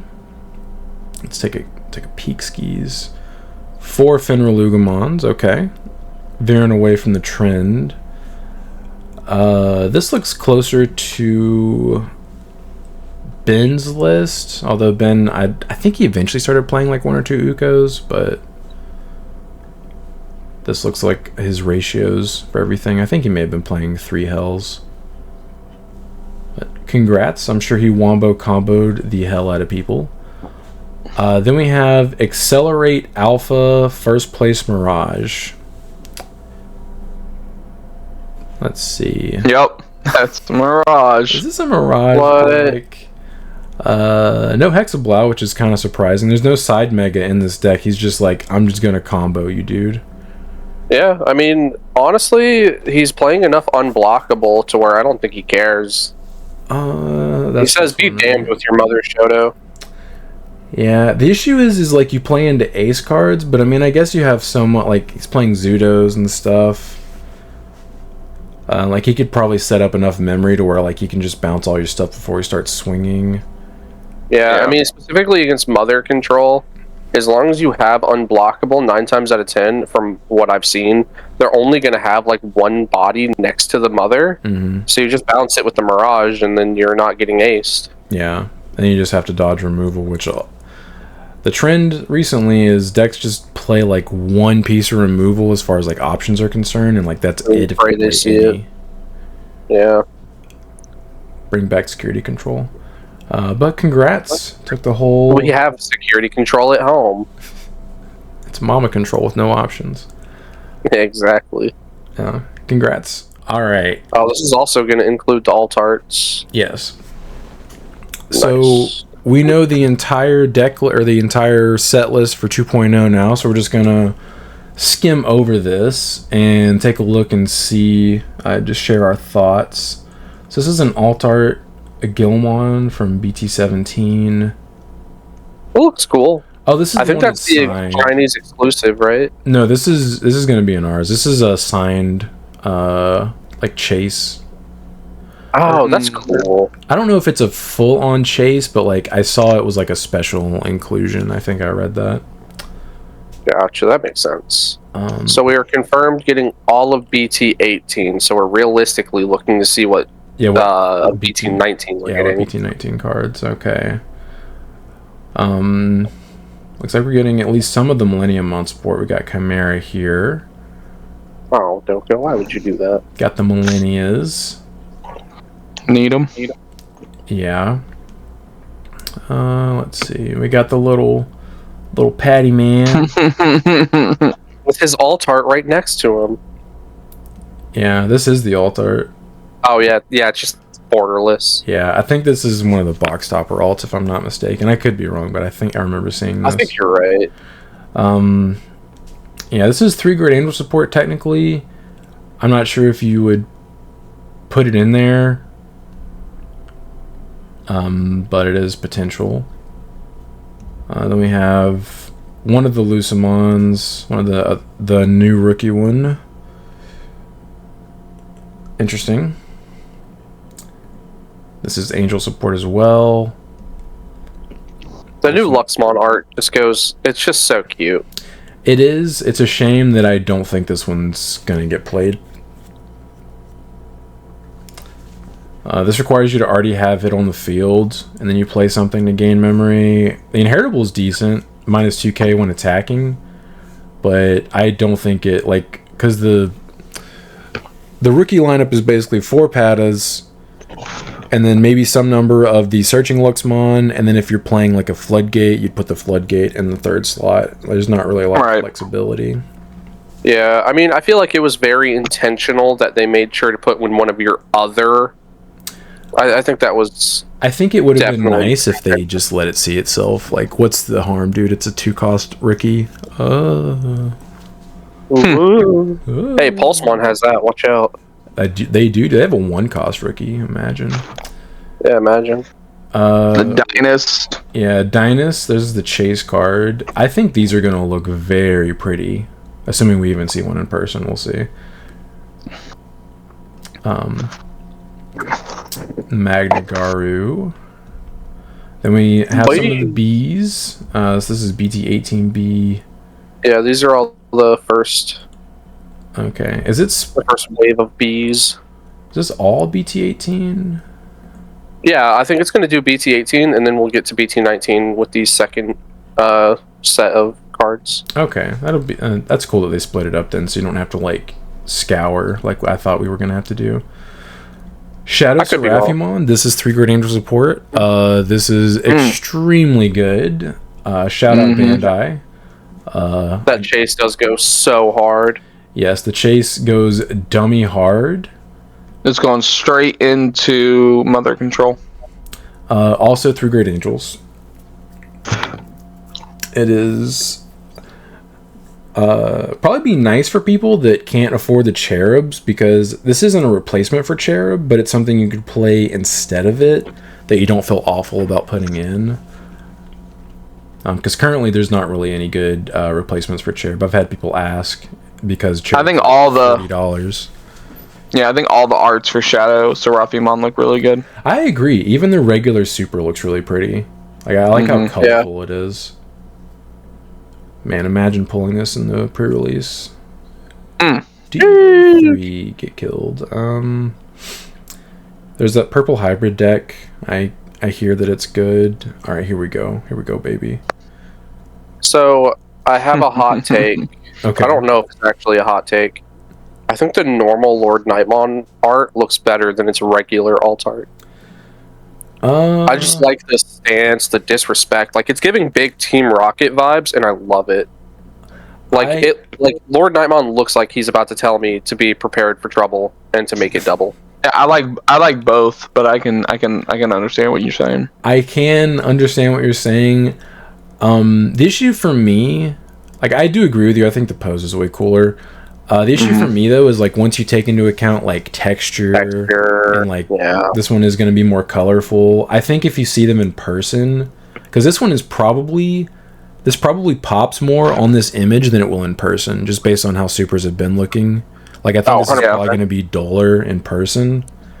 So like this one will probably end up looking better in person. But I do agree with you. I think the art itself, and the pose, I think does look better. And of course, no question asked, the chase is obviously the best one. Yeah, chase goes dummy hard. Just imagine the texture with those gold highlights on the bands and stuff and the shield. Yeah, hopefully someone at Locals pulls one of the chases so we can see it in person. Yeah. Texture on the flowers. Ooh. Yeah. And we are getting the larva. I'm curious if we're getting any of the BT19 Lucimon stuff. Yeah, so BT19 is on the next page after we see the all right. Yeah, you're right. Well, I was gonna say it looks like it kind of starts there with that green Tama, the Toko. Oh yeah, the one next to it, the blue Tama. Oh, this the absolutely god awful blue Tama. Susan looks pretty cool. I forgot that it does. Those were the secrets. I think I heard that the third secret in this set is going to be the Alt Art Crimson mode from EX2, which blows. Yeah, because it's not even the best one. Like, it's one you don't even play anymore. Whoa, hold on. Right. You're telling me the third secret is a reprint? Yes. And it's not even a playable card? I mean, you can put it in a deck, but yes. Okay, Bandai. Okay, just leave it at 2 secret rares at that point. I agree. I don't know. It could just be a chase card, to where, like, technically it's a third secret, but, like... If I pull a base card, and it's a Crimson mode... They don't have the base rarity Crimson mode. It is an alt art. I get that. I think it's a chase, so I think technically it's not really taking up like a secret rare slot, but I could be wrong. I don't know fully. I'd rather get Dio Lucemon X antibody. Yeah, so we got Dynus X. We are getting Lucemon X, which is really cool. That deck is probably going to be pretty cancerous. I'm curious how its matchups are going to look, but like the deck itself seems really good. We got both bees. Yes, bees. Let's go. Oh. Yeah, let's go. Bandai said we're in, brother. I wonder if this is one of the reasons why the proto forms are like $50 now. Because the entire deck is X antibody, so you can play proto. All right, we saw it. Okay, so we got bees. Queen Bee. Okay, so this is the base art, and this is the alt art. Okay. She got a dumpy. I mean, what? This looks very similar to the promo Skull Knight. Yeah. I mean, I don't want this to sound that way, but damn, all these Nightmons look exactly the damn same. Yeah, I don't think you can say that. I gotta be careful, man. They are half black. They are. So we got the Machine Dramon and the Chimera. The Delta, yeah, all those dudes. And we are getting Lord Nightmon and Lord Nightmon X. Let's look at this beautiful alt art. That looks there is so good. Yeah, there is actually 3 secrets and a chase card. Okay, so there's a third secret. Is it this one? Yeah. Okay. Yeah. No, that's a super. So we're getting If you scroll down just a little bit more. Okay. Oh, well, after the option. So we're getting obviously. Z'd. Okay. Yeah. All right. So it's 3 secrets plus the chase, which I mean, this probably looks really nice, but like, why is this? I wish it was the Ace. Yeah, why is this in here? You I don't mean, even play if you this ask one me- anymore. You rarely if you ever ask did me- in the first place. This is just a worse version of the BT-17 secret. Or not secret, chase. Oh, the BT-17 Crimson Mode Ace chase from BT-17? Yeah, it's almost exactly the same, right? This probably looks better in person, because I think the single color chases, I haven't seen one in person, but I feel like they look kind of plain. Yeah. Like, I'm gonna pull it I would much up. rather have some contrast in the image, like this one does. Having said that, I would immediately try to crackhead price this if I pull it, because like, Yeah. Oh yeah. sell it before. I mean, this one We has are- more gold. Oh, I'll I'm say so that. screwed this set.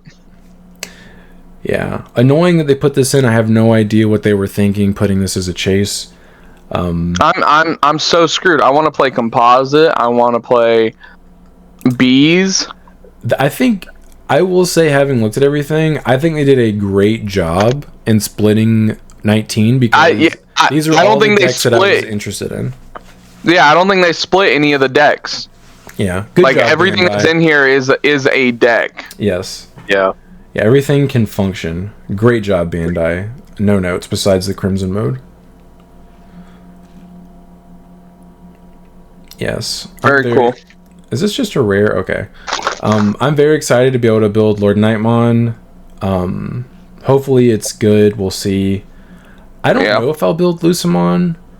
At least IRL, because that deck honestly is going to cost like a lot of money to put together.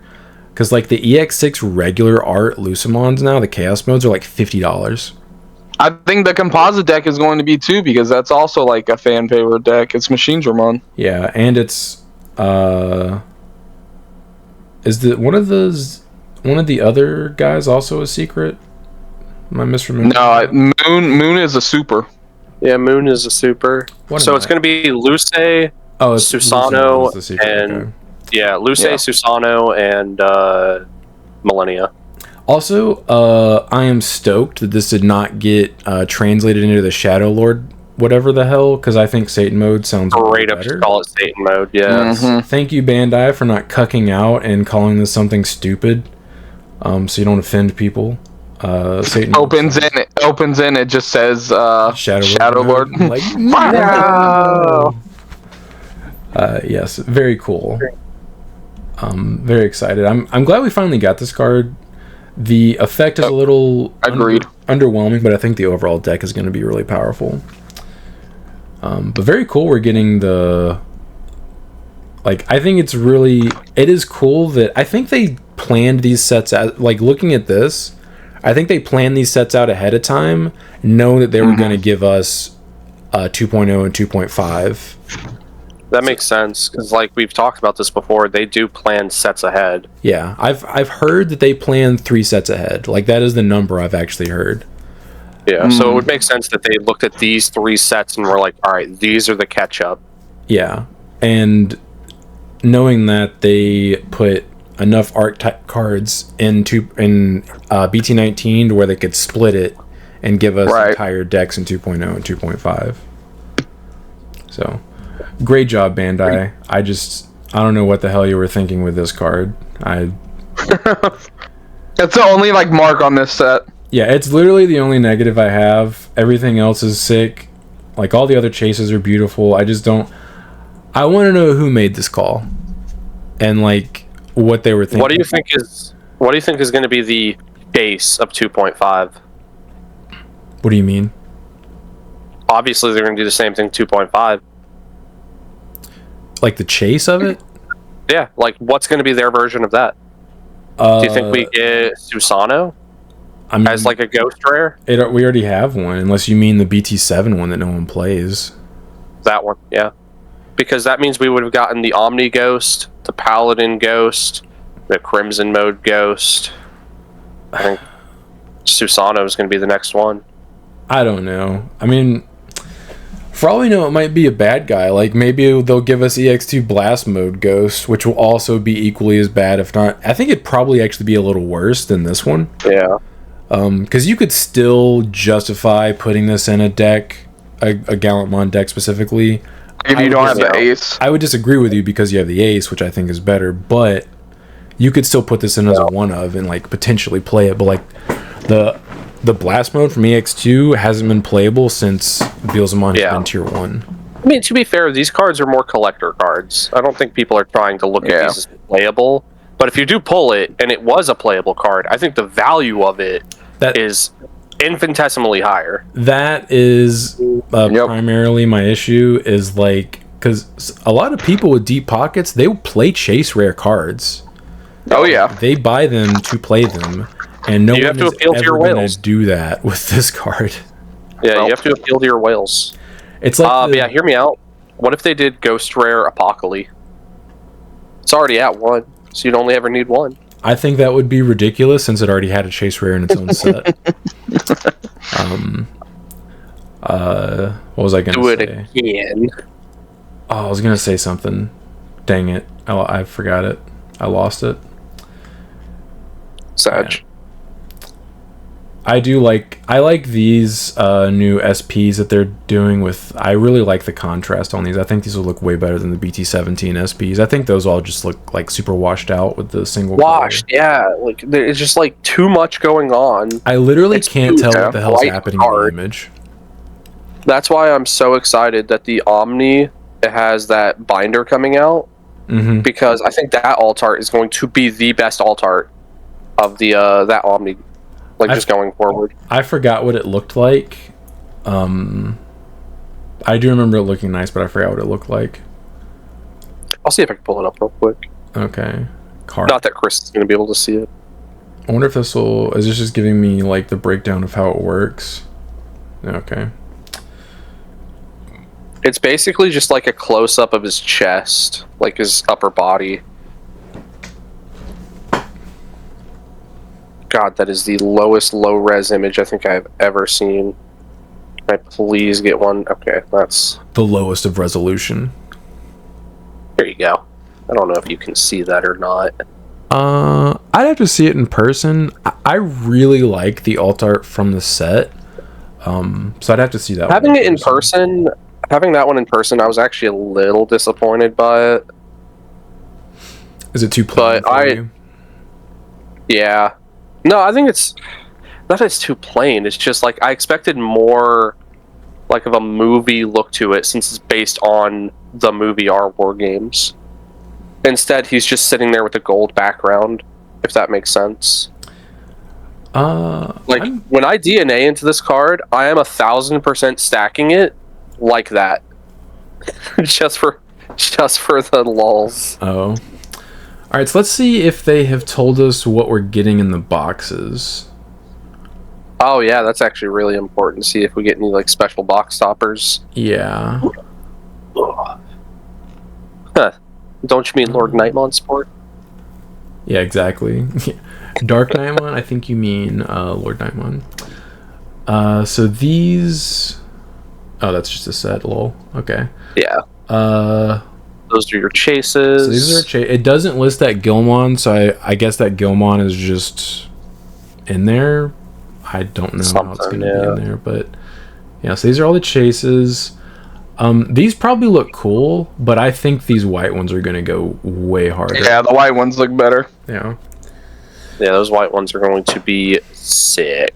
Yeah, I might be able to convince someone that this is yellow if I have just the SPs of the Lord Nightmare. Maybe they won't notice. All right, so these are box toppers. So yeah, the Patamon randomly is a box topper, and these are also randomly box toppers. It's weird. What even? Why like, are is they it- just like foil versions? I guess I don't. I Yeah, feel like that's- these images aren't right because the Patamon has a star, and so do the Tamers, but these don't even have stars on them. Maybe they haven't done the art yet. They Yeah, just don't have like a res of the art. I hope that's the case because like this is literally just going to be like, okay, this are the pre-release. Yeah. Do you want a stamp or do you not want a stamp? Yeah. Yeah, 'cause all three of those are uncommons, right? Yes, they're all in common. So you can 1 out of 21 cards. Yeah, What the so- hell? What even is in a that? lucky pack. 1 out of 21. Is it gonna? It's not gonna Tell us? what's in here. It's not gonna tell us. Cool. I guess we'll find out. I wonder. There's no way to speculate what the hell's in there. If anyone I mean, it's watching know, possible tell it us. could be. It could just be a foil like they did with the EX7 cards. I started to say that, but then I was like, why would they do it like this when they just had them in the packs in EX7? Right. But it could be something like that. I'm really curious what's going to be in here. Maybe I'm to annoyed push that they box didn't even sale? tell us. They're just like 21 different cards. Yeah, maybe to push like box sales instead of like pack sales. Yeah, who knows? Yeah, I was gonna say who knows. So this lists the sign card. It doesn't specify that it's a chase specifically. Or how you get it. It just says it's in there. Could be a box stopper. Could be something you have to pull. Yeah, it doesn't specifically say how it's in the set. It just says that it is. Okay. And I think that is it. So this... Oh, the release date's November 1st? Okay. Yeah, I think So this pre-release is the 25th. Yeah, this is actually way sooner than I realized. I thought it was like the middle or late November for some reason. Yeah, No. it's not this upcoming Friday, but it's the following Friday we'll have pre-release. Oh, wow. That's way sooner than I thought.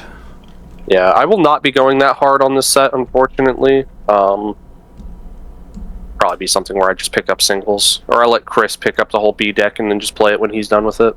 Likewise, I will most likely I will prioritize trying to build Lord Nightmon, and then after that I'll see where I end up. Yeah, after the new year, I should be able to dive in a little harder. Yeah. Still pretty cool. Excited for the set. Yeah, see, Brandon. Yeah, it is you were definitely wrong. coming so much. It's definitely coming a lot sooner than I thought as well. Yeah, I thought it was like late November for some reason. I thought it was like over a month away. Yeah, it makes sense as to why we already have the Yeah, entire list. I was wondering why, because normally, like a lot of times, they don't put that stuff up until like the week of the release, which is really annoying. But yeah, that'll be a very nice set. I'm curious if we're going to be able to buy boxes. I guess we'll find out. Yeah, right. Can't wait for us to get screwed on that set as well. Yeah, we'll see. Like, it won't feel as bad for me specifically as getting screwed on BT17, but I will still be an unhappy camper because that just means that might just be the norm going forward, and I am not okay with that. Yeah. All right. Comment questions. Octavian Gaius, thank you for being a channel member, Octavian. Magnadramon would be a cool advanced deck. I agree. I think that would be interesting, giving Kari her own advanced deck. Yeah, that would be cool. Because she's like technically one of the OGs that hasn't really... I mean, she's gotten more support than some of the others, but... I mean, imagine we get like we finally throw the Tentomon fans a bone. We give them an advanced deck. Nah, dude. Izzy sucks. I mean, any of the kids, honestly, that isn't Matt and Ty. Yeah, surprisingly enough, we are getting new Matt and Ty starter decks. Yep, and apparently they're going to have Omni support baked in, So maybe, the Moon Boys. maybe we were right, or maybe someone watched our podcast that works for Bandai, and they're like, "That's a good." And I said, "Write that down. Write that down." Good idea. Oreo X1000, but is Bonesaw ready for Sparking Zero? Yes, he is. Is that a Spider-Man reference, or is this? It is, yeah. Okay. Yeah, I think I made Brandon will. Yeah, Brandon will casually drop the. I've got you for 3 minutes. Oh, yeah. 3 minutes of playtime. I think that sometimes to myself. I don't know if I verbalize it very often, but that is something that's like been stuck in my head ever since I watched that movie. Bonesaw is ready. Hey, for those of you out there, Spider-Man 1 is the perfect Thanksgiving movie. I personally despise Tobey Maguire's Spider-Man. All right. Wow. The podcast is canceled, guys. Me and Sean are no longer friends. So I'm gonna go off on a slight tangent here. So the overall, but when we do it for wrestling, it's not okay. Yeah. Overall, the movies are enjoyable. However, Tobey Maguire's portrayal of Spider-Man specifically, I think his Peter Parker's okay.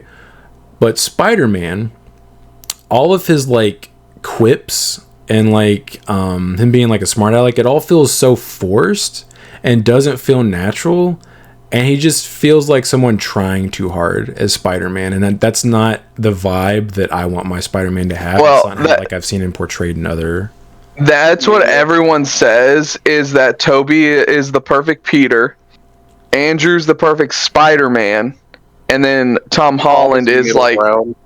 Yeah, it's like the middle ground. Yeah, I loved Andrew Garfield's Spider-Man. His Spider-Man, I agree, is like... That is how I imagine Spider-Man. You just can't imagine him as Peter because, one, he's way too hot. He's hot. His issue, which I didn't mind it, but a lot of people were like, he's too smooth as Peter Parker. Like, dude pulls Gwen with zero effort. Yeah, people wanted him to be nerdier than that. Yeah, he rides like a skateboard. He seems aloof and cool, but he's a nerd because he carries around a camera. Okay, his camera with his name on it. Yeah, that. Yeah, but I did enjoy his Spider-Man. As I've gotten older, we have gotten like new Spider-Man iterations, of course. And my current number one is actually Yuri Lowenthal. He's the guy who does it for the PlayStation 4 Spider-Man the Insomniac games. Okay. I think he's currently my favorite Spider-Man. My favorite Spider-Man is the one from Spider-Man 4, the video game. No, it's the video game. PS4. Oh, PS4. Or, Spider-Man 2 for PS5. Oh, Jesus, dude. So that game is how old? Oh, my God. Spider-Man 2 came out, 2 years ago now? Or has it been a year and a half, maybe? Why did you specify PS4 then? That's just the first one he's in. Yeah, people just call it Insomniac Spider-Man. Okay. But I was going to specify, yeah.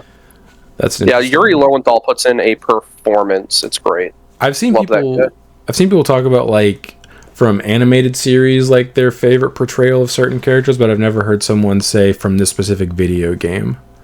Well, that's the only time he does it, so... Well, I assumed, but I just think it's funny that you're like, the video game.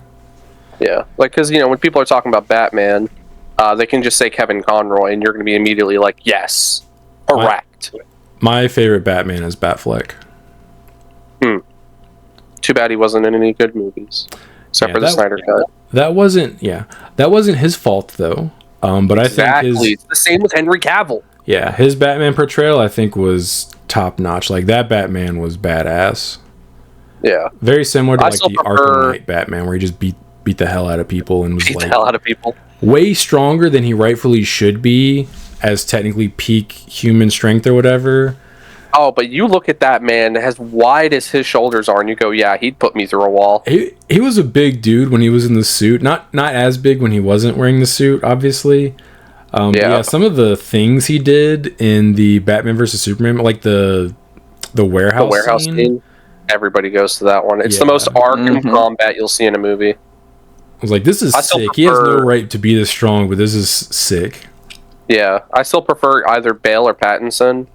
I need to see more of Pattinson's movies to really solidify it, but just from the Batman, ooh, man. You liked his Batman?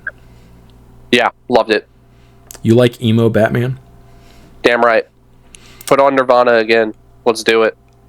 Something in the way. The movie was entertaining to me, but I didn't really care for his Batman or his Bruce Wayne either. I think that's Bruce Wayne. He was there is no Bruce He Wayne. was just like giga emo.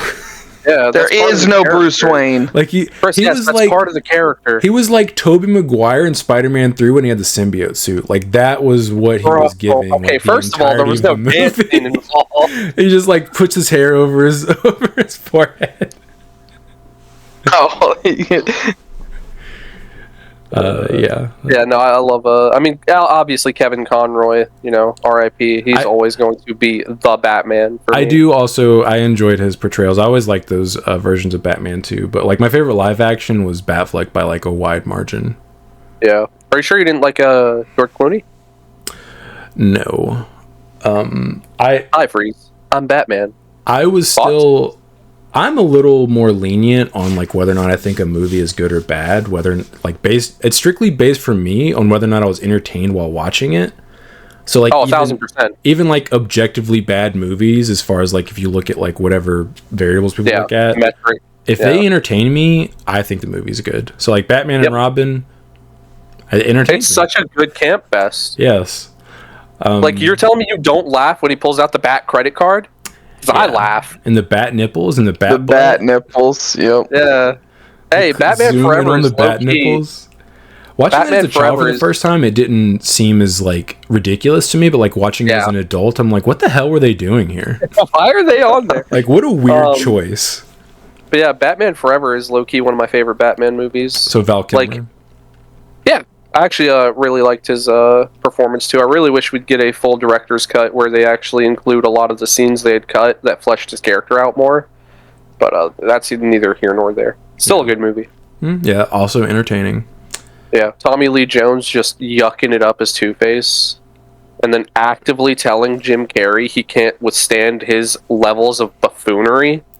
And then you watch that movie and you're like, who's overplaying it more? They were trying to out-ham each other in every scene they were in. Like, dude, they just eat it, man. It's so good. It was. I might have to watch that. Okay. Anyway, tangent over. All right. Hey, comments for next week. What's your favorite Batman or Spider-Man? Or Superman? No, I got a question for the comment section when we're done.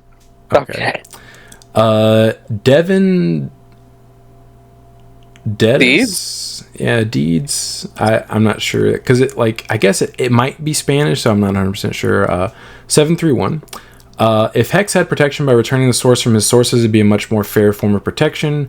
You can make it a level 5 with inherit if this card would leave, become the target of your opponent's effect, and this card is Ice Snow. Return the source to the hand instead. Don't have to make it once per turn, but it'd be level 5, so it'd be hard to abuse since you have to Evo into it. Not a lot of cards add level 4s and above to the stack. It also come at the cost of Hex staying, but with less sources, so his effect becomes weaker against the stack decks while still being effective against decks that hard play 5, 6s, or Mother D. This does help make scrambles way better, since let's say they out Hex after you remove your source, and Scramble just adds Hex to the top, play level 3, and then you have a level 5 in hand, so maybe it's not such a good idea. It's an interesting way to try to balance it, but honestly, if I'm trying to make a deck tier 1, balance is like the least of my concerns. Yeah, you just gotta make it playable. Yeah, you just have to try to make it as good as possible. Like, obviously you don't want to just make something like obscenely broken, but I think Bandai falls in this trap too often, where they try to balance things and make them more fair, and then just making them bad, or like tier 2 or tier 3 at best. Impact Entertainment. Comment question. Sup nerds, hope all you guys are doing well. My question is more for Chris, since he tries out different decks. What's that supposed to mean? I have an Imperial list I call Free Armors down below if you'd like to try it out your locals and would like your feedback on it. Thanks and good luck. I'll have to go and check it out. It's probably the Imperial list, but with like the Lydramon and the Toby. And you can DNA into the Pyildra and then Digivolve into Magna X. Magna, yeah, with Primogenitor. Yes. Also running Quartz and Ruin mode. Yeah, 1 Quartz, 1 Ruin mode. 4 Briar Davison Kin, which he knows what he's about. Zero Primos, which is surprising. Oh. I mean, I guess you're playing he's Pyojimon, so like, Yeah. super necessary. There's also 2 copies of EX6 Briar Ludramon. Yeah. Probably just so you can tuck it under stuff. That's precisely why. Because I don't think you can Evo on top of any of these guys. Yeah, it looks interesting. I don't have any Pyojimons though, so I don't have the option to even try to play that. Hachiko 4-2, as mainly a Magic the Gathering player where card effect timings are easy to understand, i.e. they go on the stack in order they are triggered, then resolve most recent to oldest. I do find Digimon a bit harder to understand, like if a win attacking ability says to delete a Digimon, and a Digimon to be deleted has blocker, can you block and stop the attack, nullify the effect? In Magic terms, you could, because the block ability triggers after the attack ability and so resolves first, but I don't think Digimon works that way. Yeah, it's because we have something like turn player prio, so you have to resolve. Yeah, you have to resolve all of your effects before your opponent has a chance to even respond. That specific interaction is because blocker is not an effect, and it also only occurs during blocker timing. It's not like activated on attack declaration. Yeah, it's like the final step of like our battle phase, if you will. Yeah, it comes after counter timing where your opponent can blast Evo on you. It's like basically the last thing that you can do, or one of the last things you can do. Other than that though, like as far as I understand, our effects work the same way, or for the most part, the same way the stack does in Magic. I could be slightly off, because I don't fully understand how Magic works, but like from what I understand and have been told, it's very similar. It's definitely nothing like Yu-Gi-Oh! No. Nothing. Yeah, if something comes out and triggers, it activates, even if you're in the middle of like resolving a stack per se, which that literally could never happen in Yu-Gi-Oh! One of the issues with that game. Melanort 13, a Rust Tyranno advanced deck with support to help out the new Dino B stuff would be cool. Or Dinomon stuff. I said Dino B, I think. You did. Okay. But yeah, I was like Dino B. I'm like, hold on. I thought that to myself. I was like, that doesn't make any sense. Then I was like, did he say that? And I reread it and I was like, oh. Yeah, no, that's one of the reasons I was speculating on that one specifically, because I knew we were getting like a new level 6 for Tyranno. I put the new in quotations, but I don't know. Rusty's always blown. So like from my perspective, it's just a bad deck, and I have no attachment to the character because wanting to play it. He wasn't in anything that I watched. Yeah. So like to me, it's just like I don't care. Yeah, I think another commenter kind of hit the nail on the head. We'll get to him in a second, talking about the advanced decks and that exact same logic right there. Benjamin Wiseman, 6567. Advanced decks really have to be fan favorite characters in order to draw in potential buyers at Target, Walmart. Yep. I think Rika Renamon would be the next most logical choice. Surprising you said that after the first sentence. But since they got support in BT17 and BT19, that seems doubtful now. Here are my top five suggestions for both marketability and needing more support. 5. Cody Armadillomon. We need one more black Armadillomon and another yellow-black Shikuamon.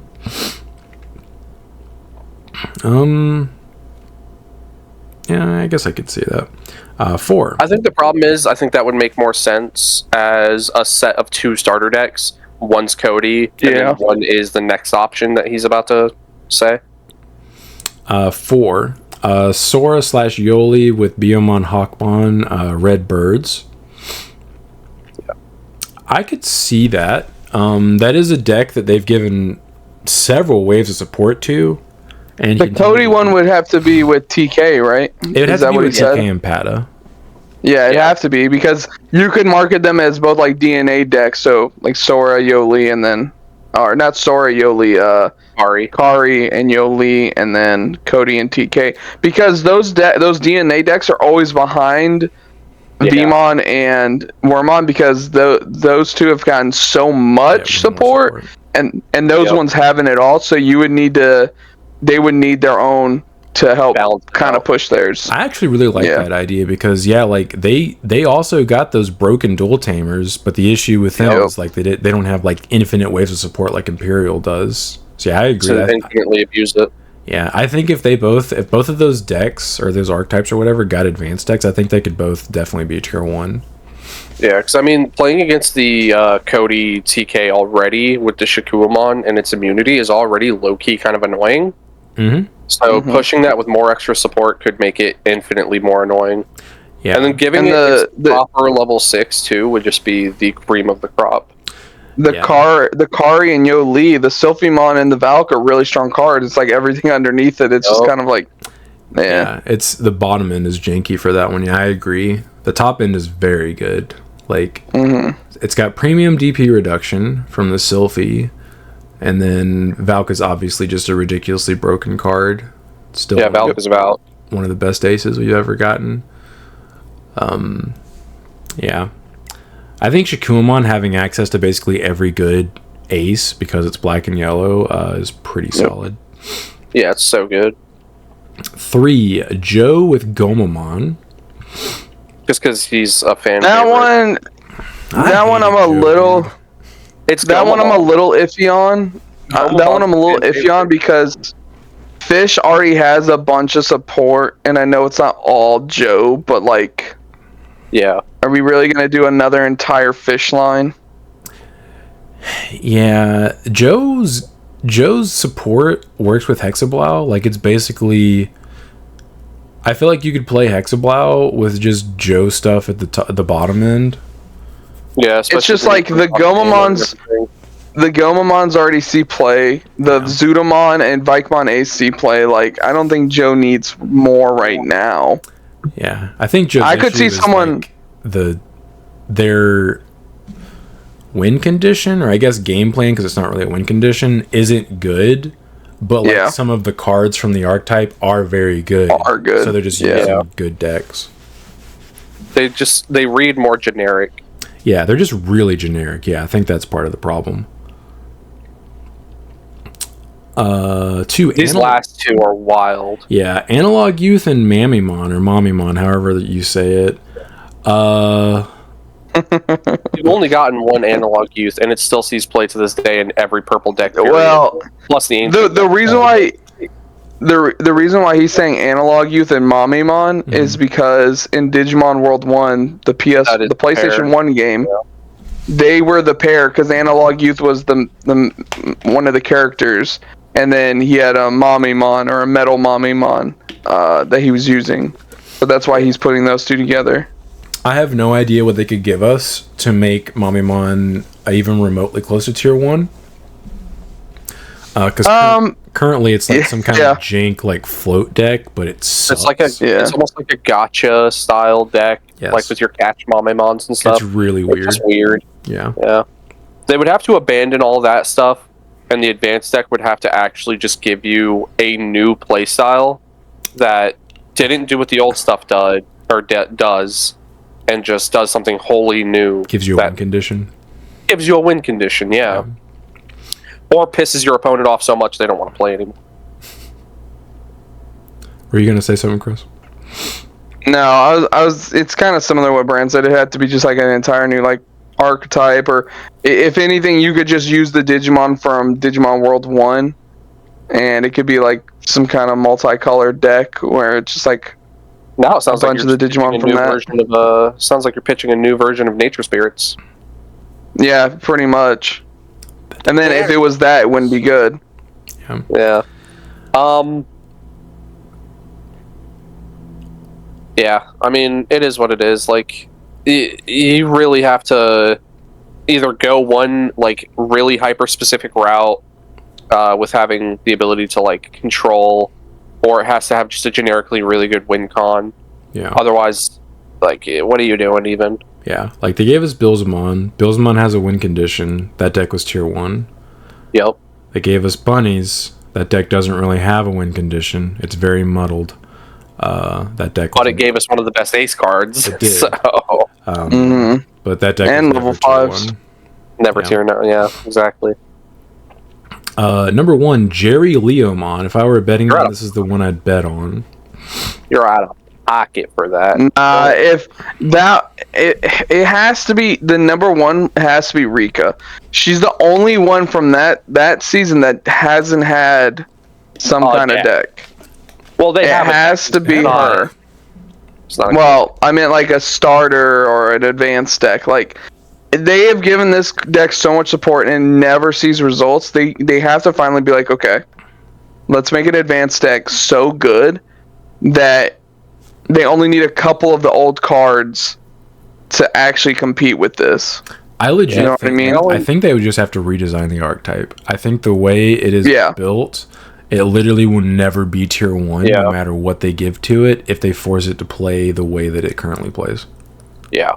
Because, I mean, they have shown, we now have evidence that they will take an established archetype and just change the way it plays. Yes. Like, look at Lord Nightmon. That used to be a yellow deck. We're focused on playing a bunch of knights. Now it's a black deck. Or black and purple, sorry, you're dual colored now. Yeah. It's like, not entirely different, but it is different. And Three Musketeers, they had to... And They redesigned that for a different reason. It was because it was restricting card design, but they still fully redesigned the archetype. Yeah. So yeah, just do it, man. Because we're going to see that happening eventually, one way or another. Mm-hmm. It'll Like, definitely... we're going to get to the point... Yeah, we're going to get to the point where, since we're playing an eternal format like Yu-Gi-Oh!, where all of our cards are always legal so far, you know? I don't think they're ever going to do rotation. I don't think they will either, but I'm just saying, like, eventually we're going to have to start redoing decks to do something new with them. Yeah, like I think War Greymon, like Red War Greymon, I think that probably needs a redesign at this point. Oh, it's so overdue. Yeah. I think BT12 was the best we had. Yeah, the introduction of ace cards forced them to where if they ever want that deck to be tier 1 again, it needs a redesign. It needs to just not care about aces. Yeah, I'm really curious what that starter deck's going to be. I think... Omni support. Omni support. Yeah, but I'm curious like what we're going to get. Yeah. I think out of all of these suggestions, I really liked the DNA deck ideas. I think those are probably the closest to being pushed to tier 1 if you just give them like an advanced deck. Yeah, because I mean, it's already like we've already got DNA starter decks with the Imperial and the Moste. True. Just do that with the O2 kids. Yeah, and like those, I'm sure a lot of people liked those kids. I definitely disliked them way less than I disliked the season 1 kids. At least most of them. Probably because there was less of them to dislike. They were less whiny. I think my issue with most of the season 1 kids is I get it, they were children. They're very much kids, yeah. Yeah, but they were just so whiny, dude. Even Joe, which I think was the oldest, was like one of the biggest whiners, and I was like, dude, shut up. Yeah. His whole personality is he's just anxiety the person. Yeah. I'm like, you're not helping the situation just openly complaining about, like, everyone knows that you guys are SOL. You don't need to keep reminding us. Like, that would if I were in that situation, I would deck Joe in the face, because that would get on my nerves. You heard it here first, folks. Joe. Sean is for child abuse.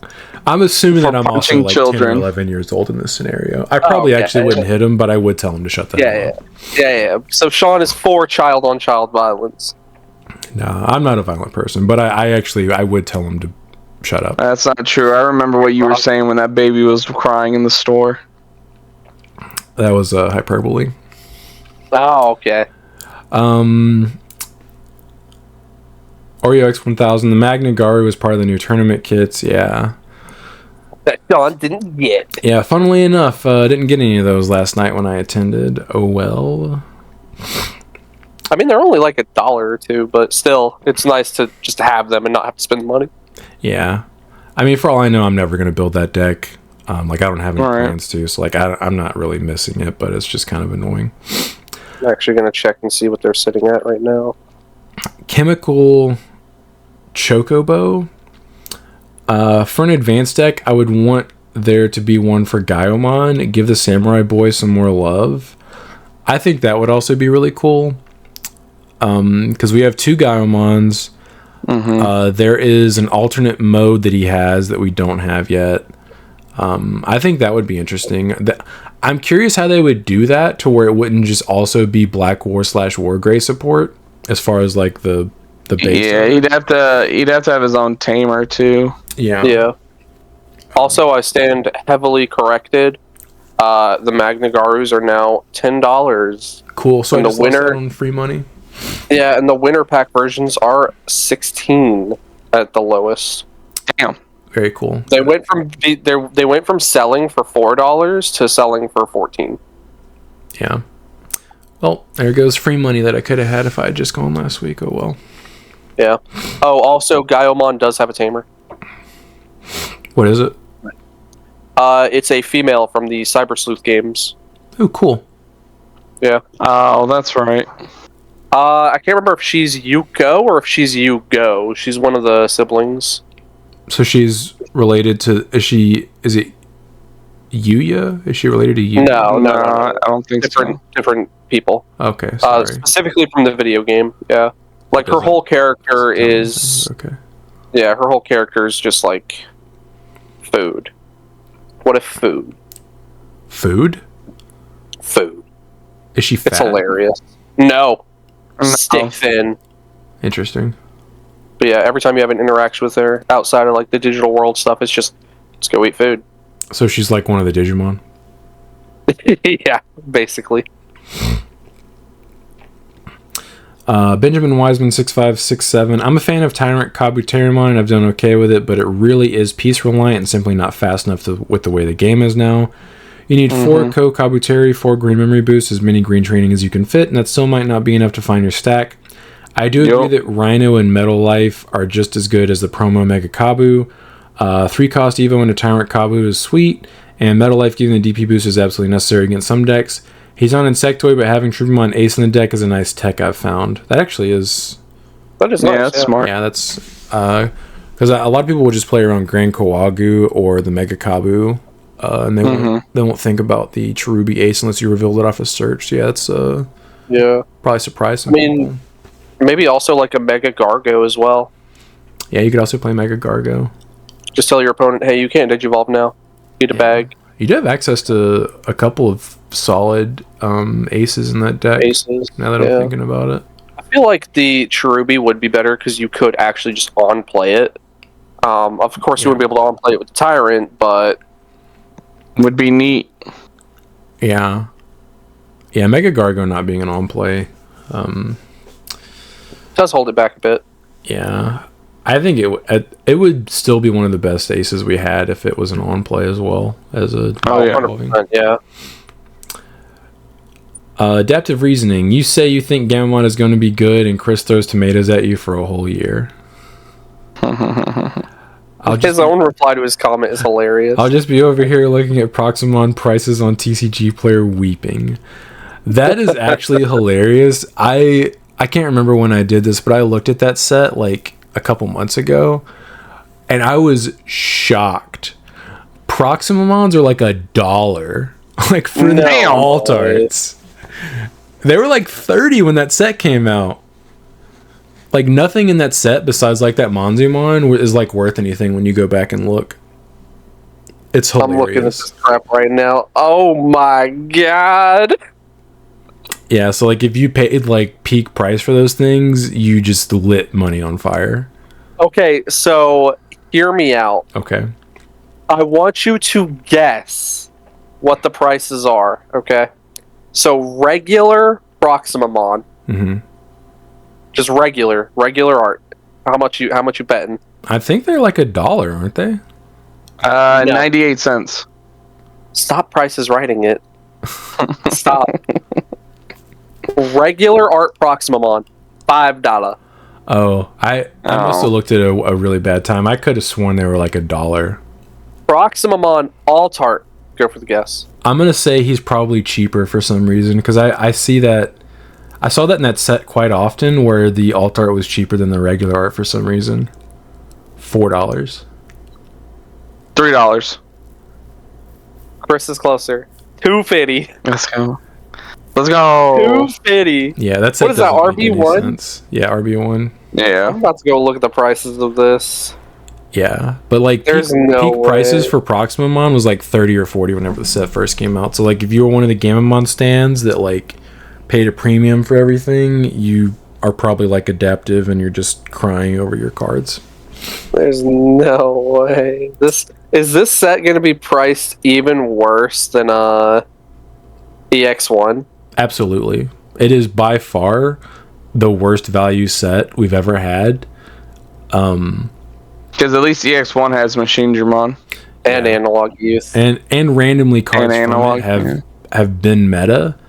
The only 2 cards that we've had from that set that have ever been meta, and I wouldn't even consider the second one meta. The first one is Monzimon, obviously. And that's like a 1 per box. So like stupid. But the 2 cost White Tamer, I see people teching in. Oh, now. right. But, like that card's not even worth anything because it's not popular enough yet. Can you guys guess the most expensive card for this set? Are we discounting the silver? Nope. Then that one. That's the card. Yeah. But I'm saying, like, guess the price for it. Oh, it's like $20 probably. Let me guess, Chris. 19. $19.99. 19. Okay, no, 35. Sean wins. Damn. I'm surprised it's that much. The next most expensive card Monzimon. is $10. Monzimon. Nope. Is it the alt art of Sirius? No. Arcturus? No. What the hell else came out in that set? I will give you a hint. It is a secret rare. Oh, I forgot some of the reprints. Defeat. That's number 2. Well, I mean, not counting the chase. Lucimon. Lucemon, Yeah. $10. Because of the support. Yep. Then it's Defeat. Then it's Arcturus, Alt. And everything after this is below $5. Yeah. Like, that set is Garbo. Monze is $4. Yeah, that's the worst set they've ever compiled and given to us by... So, like, it was bad on release, and it's only gotten worse. Yeah, I remember when people, like, complained we weren't getting the reprints. Yep. You guys are the worst. You know who you and are. You open a box of RB1, and you end up with 20 of the same card, and then you get, negative money. Yeah. God. Lucid Marauder 4388. Congrats, Ben. You're on fire. Yes. He be putting in that work. A generational run, some would say. Yes. Gurren Raider 25. Being real, I know it'd be too much as a combo, but I'd like to see a Nightclaw and Lightfang advanced deck. Basically, just as a fan of their game, sourced from and the Mons. For balancing purposes, maybe only the Luna and Corona lines included in it could evo from both, while all the other cards only evo off of and combo with their own cards. I would be perfectly fine if they gave the deck support if they made everything archetype specific. Like, I say get rid of, like, even go so far as to get rid of the color evo boxes and just make it to where they can only evo on top of Lightfang or Nightclaw. And maybe just make them white so like you can't tech random megas. Just make them a different color. Yeah. Or just don't give them evolution circles. Just only give them the brackets that specify. That's what I said. That is literally what Sean just said. Oh, sorry. I was reading. Not listening. I guess. This guy. Yeah. I think if they made the support archetype specific, I wouldn't mind if they gave the deck support. But the issue is if they give that engine support and make it basically as abusable as the stuff we already have, it'll just be used as an engine in something else. Yeah, get ready for more choice limits, I guess, if you do that. Well, the issue now isn't even the loops, because like I've seen some decks that people are building with that, and they're not playing the loop. They're just playing that engine. Like I've seen it, like it's a version of Mirage basically. Yeah. Just because that engine is so ridiculously good and efficient. The issue is all your searches bot deck, your like tech level 6s, but doesn't matter if you're drawing into at least one of them. Musashi 1054. You can attack players of Vortex, but you need starter deck 18 Shoto in play. I assure you that was not in play. Attack into one of your opponent's Digimon using Vortex, then suspend starter deck 18 Shoto to redirect into another Digimon or player. I also don't think, if I recall correctly, I don't remember Chris having anything on the field. I didn't. Yeah, I'm pretty sure your field was blank when I looked over. Like, I turned around and looked at your mat, and I remember a hard played level 5 being on the field on Caleb's mat, and then nothing on your field. Yeah. It's okay. I forgave Caleb. Now, forgiving Sean, that's another story. Hey, Supposed to be able to trust my head judge, you maybe know? pick up the card and read it Cards do explain what they do. instead of calling over to someone who's in the middle of a match. That one Larry dude, I played that Latin regional. I managed to dodge every single ancient, even though I was way more prepared for it than to face against Mother Shoto. It'd be like that sometimes. Sometimes you're a victim to your matchups, and it's unfortunate. Like, I've brought decks where I'm like, I have a pretty good matchup into this tier 1 deck. And then you never play it. I'll struggle into the rogue decks, and you just like lose round 1, and you're like, okay, I lose from here. First, when we went to Atlanta, he shows up with like Raid War, Black War, whatever it was, and all he plays all day is mirror matches. Yeah, we both played a mirror round 1. Yep. Meanwhile, I just played Brain Dead, turn card sideways, win. I mean, that's also what Raid War Greymon is. Yeah, but I do it like from Tamers, so. Oh, so you're better than us. Yeah, I get to say, and I quote, hybrid for game. We can OTK. You get to say Omni for game. Yes. I get to say Omni for game, but it's more likely it's going to be hybrid for game. Most likely. This is my worst matchup. What is that, a Doraemon? Alphamon? What's wrong with you? Like, Alphamon's not that bad, right? Deca 796, no Noti gang here, or no Noti gang here. I'm assuming he's just saying notification gang. Yeah. Also, Dragon Ball fans would play the same history 20 times and always act like is the first time. I would love to have my head empty like that. I liked that, and then I unliked that. Hey, I replied to it too. Yeah, you said, you're goddamn right, I will. I mean, it is true. Like, it's... Yeah. What of it?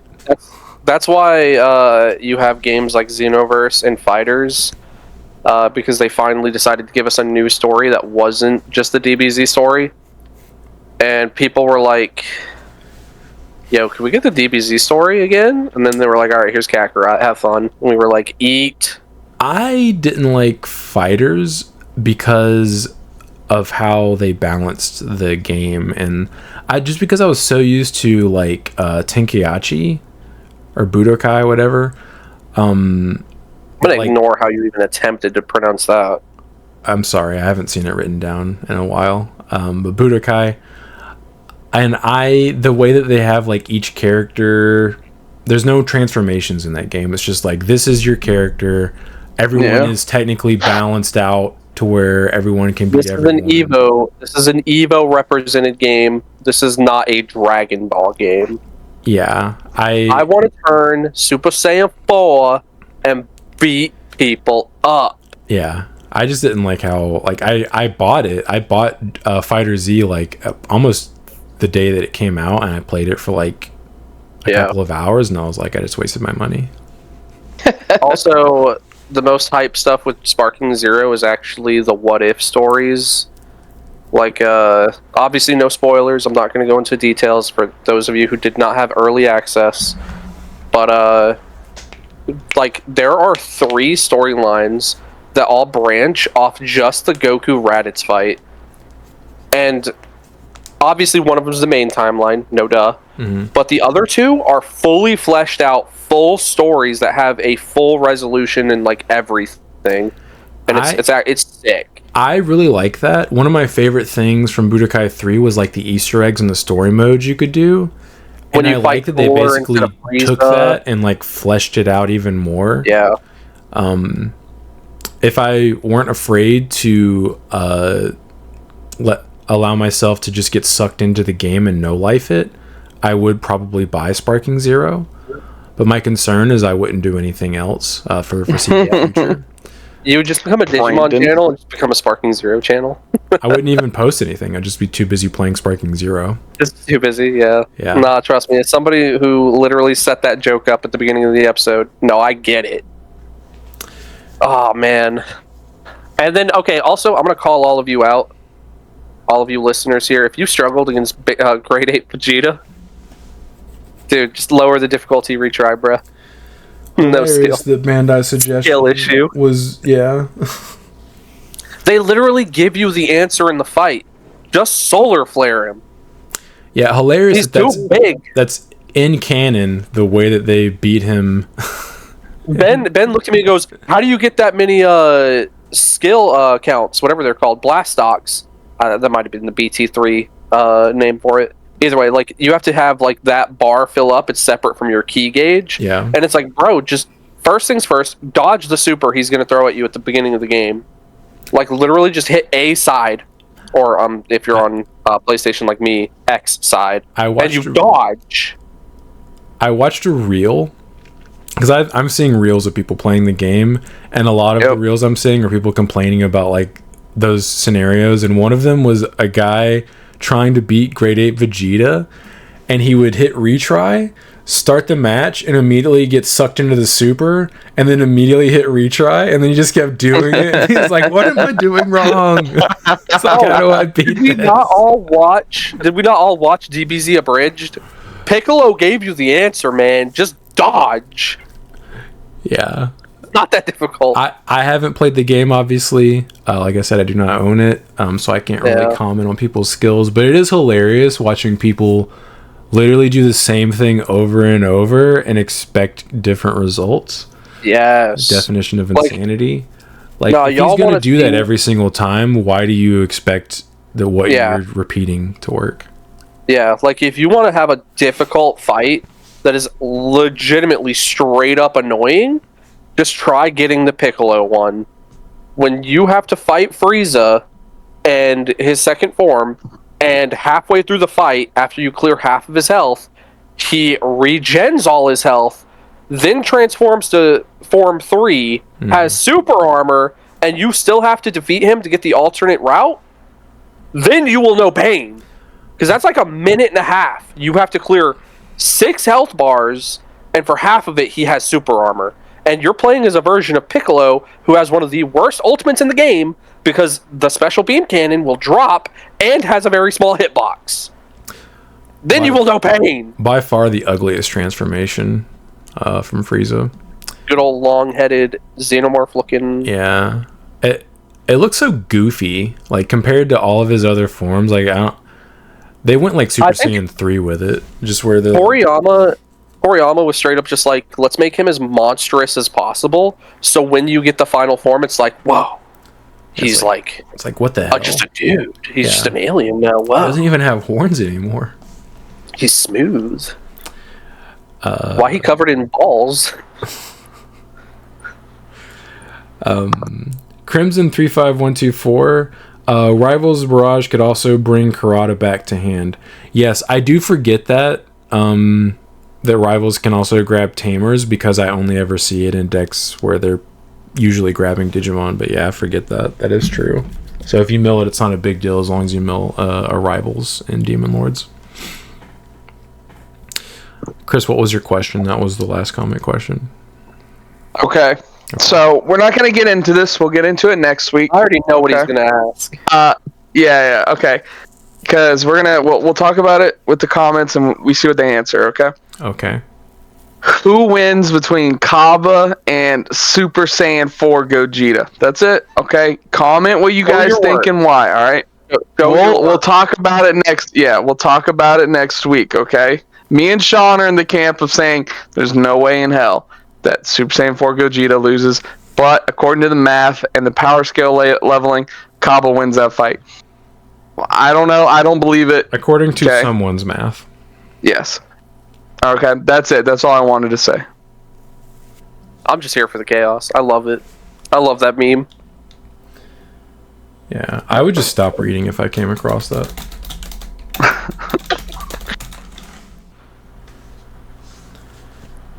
Nice. Great job. All right, boys. I'm gonna go eat Likewise. Yeah, when do you want to watch Alright, boy. Daima? right It's like now. right Let's after just you're go watch done. it. Is Josh home? Yeah. Okay, yeah, we'll just go watch it now. Now that E's back as well. Alright. Later. Later.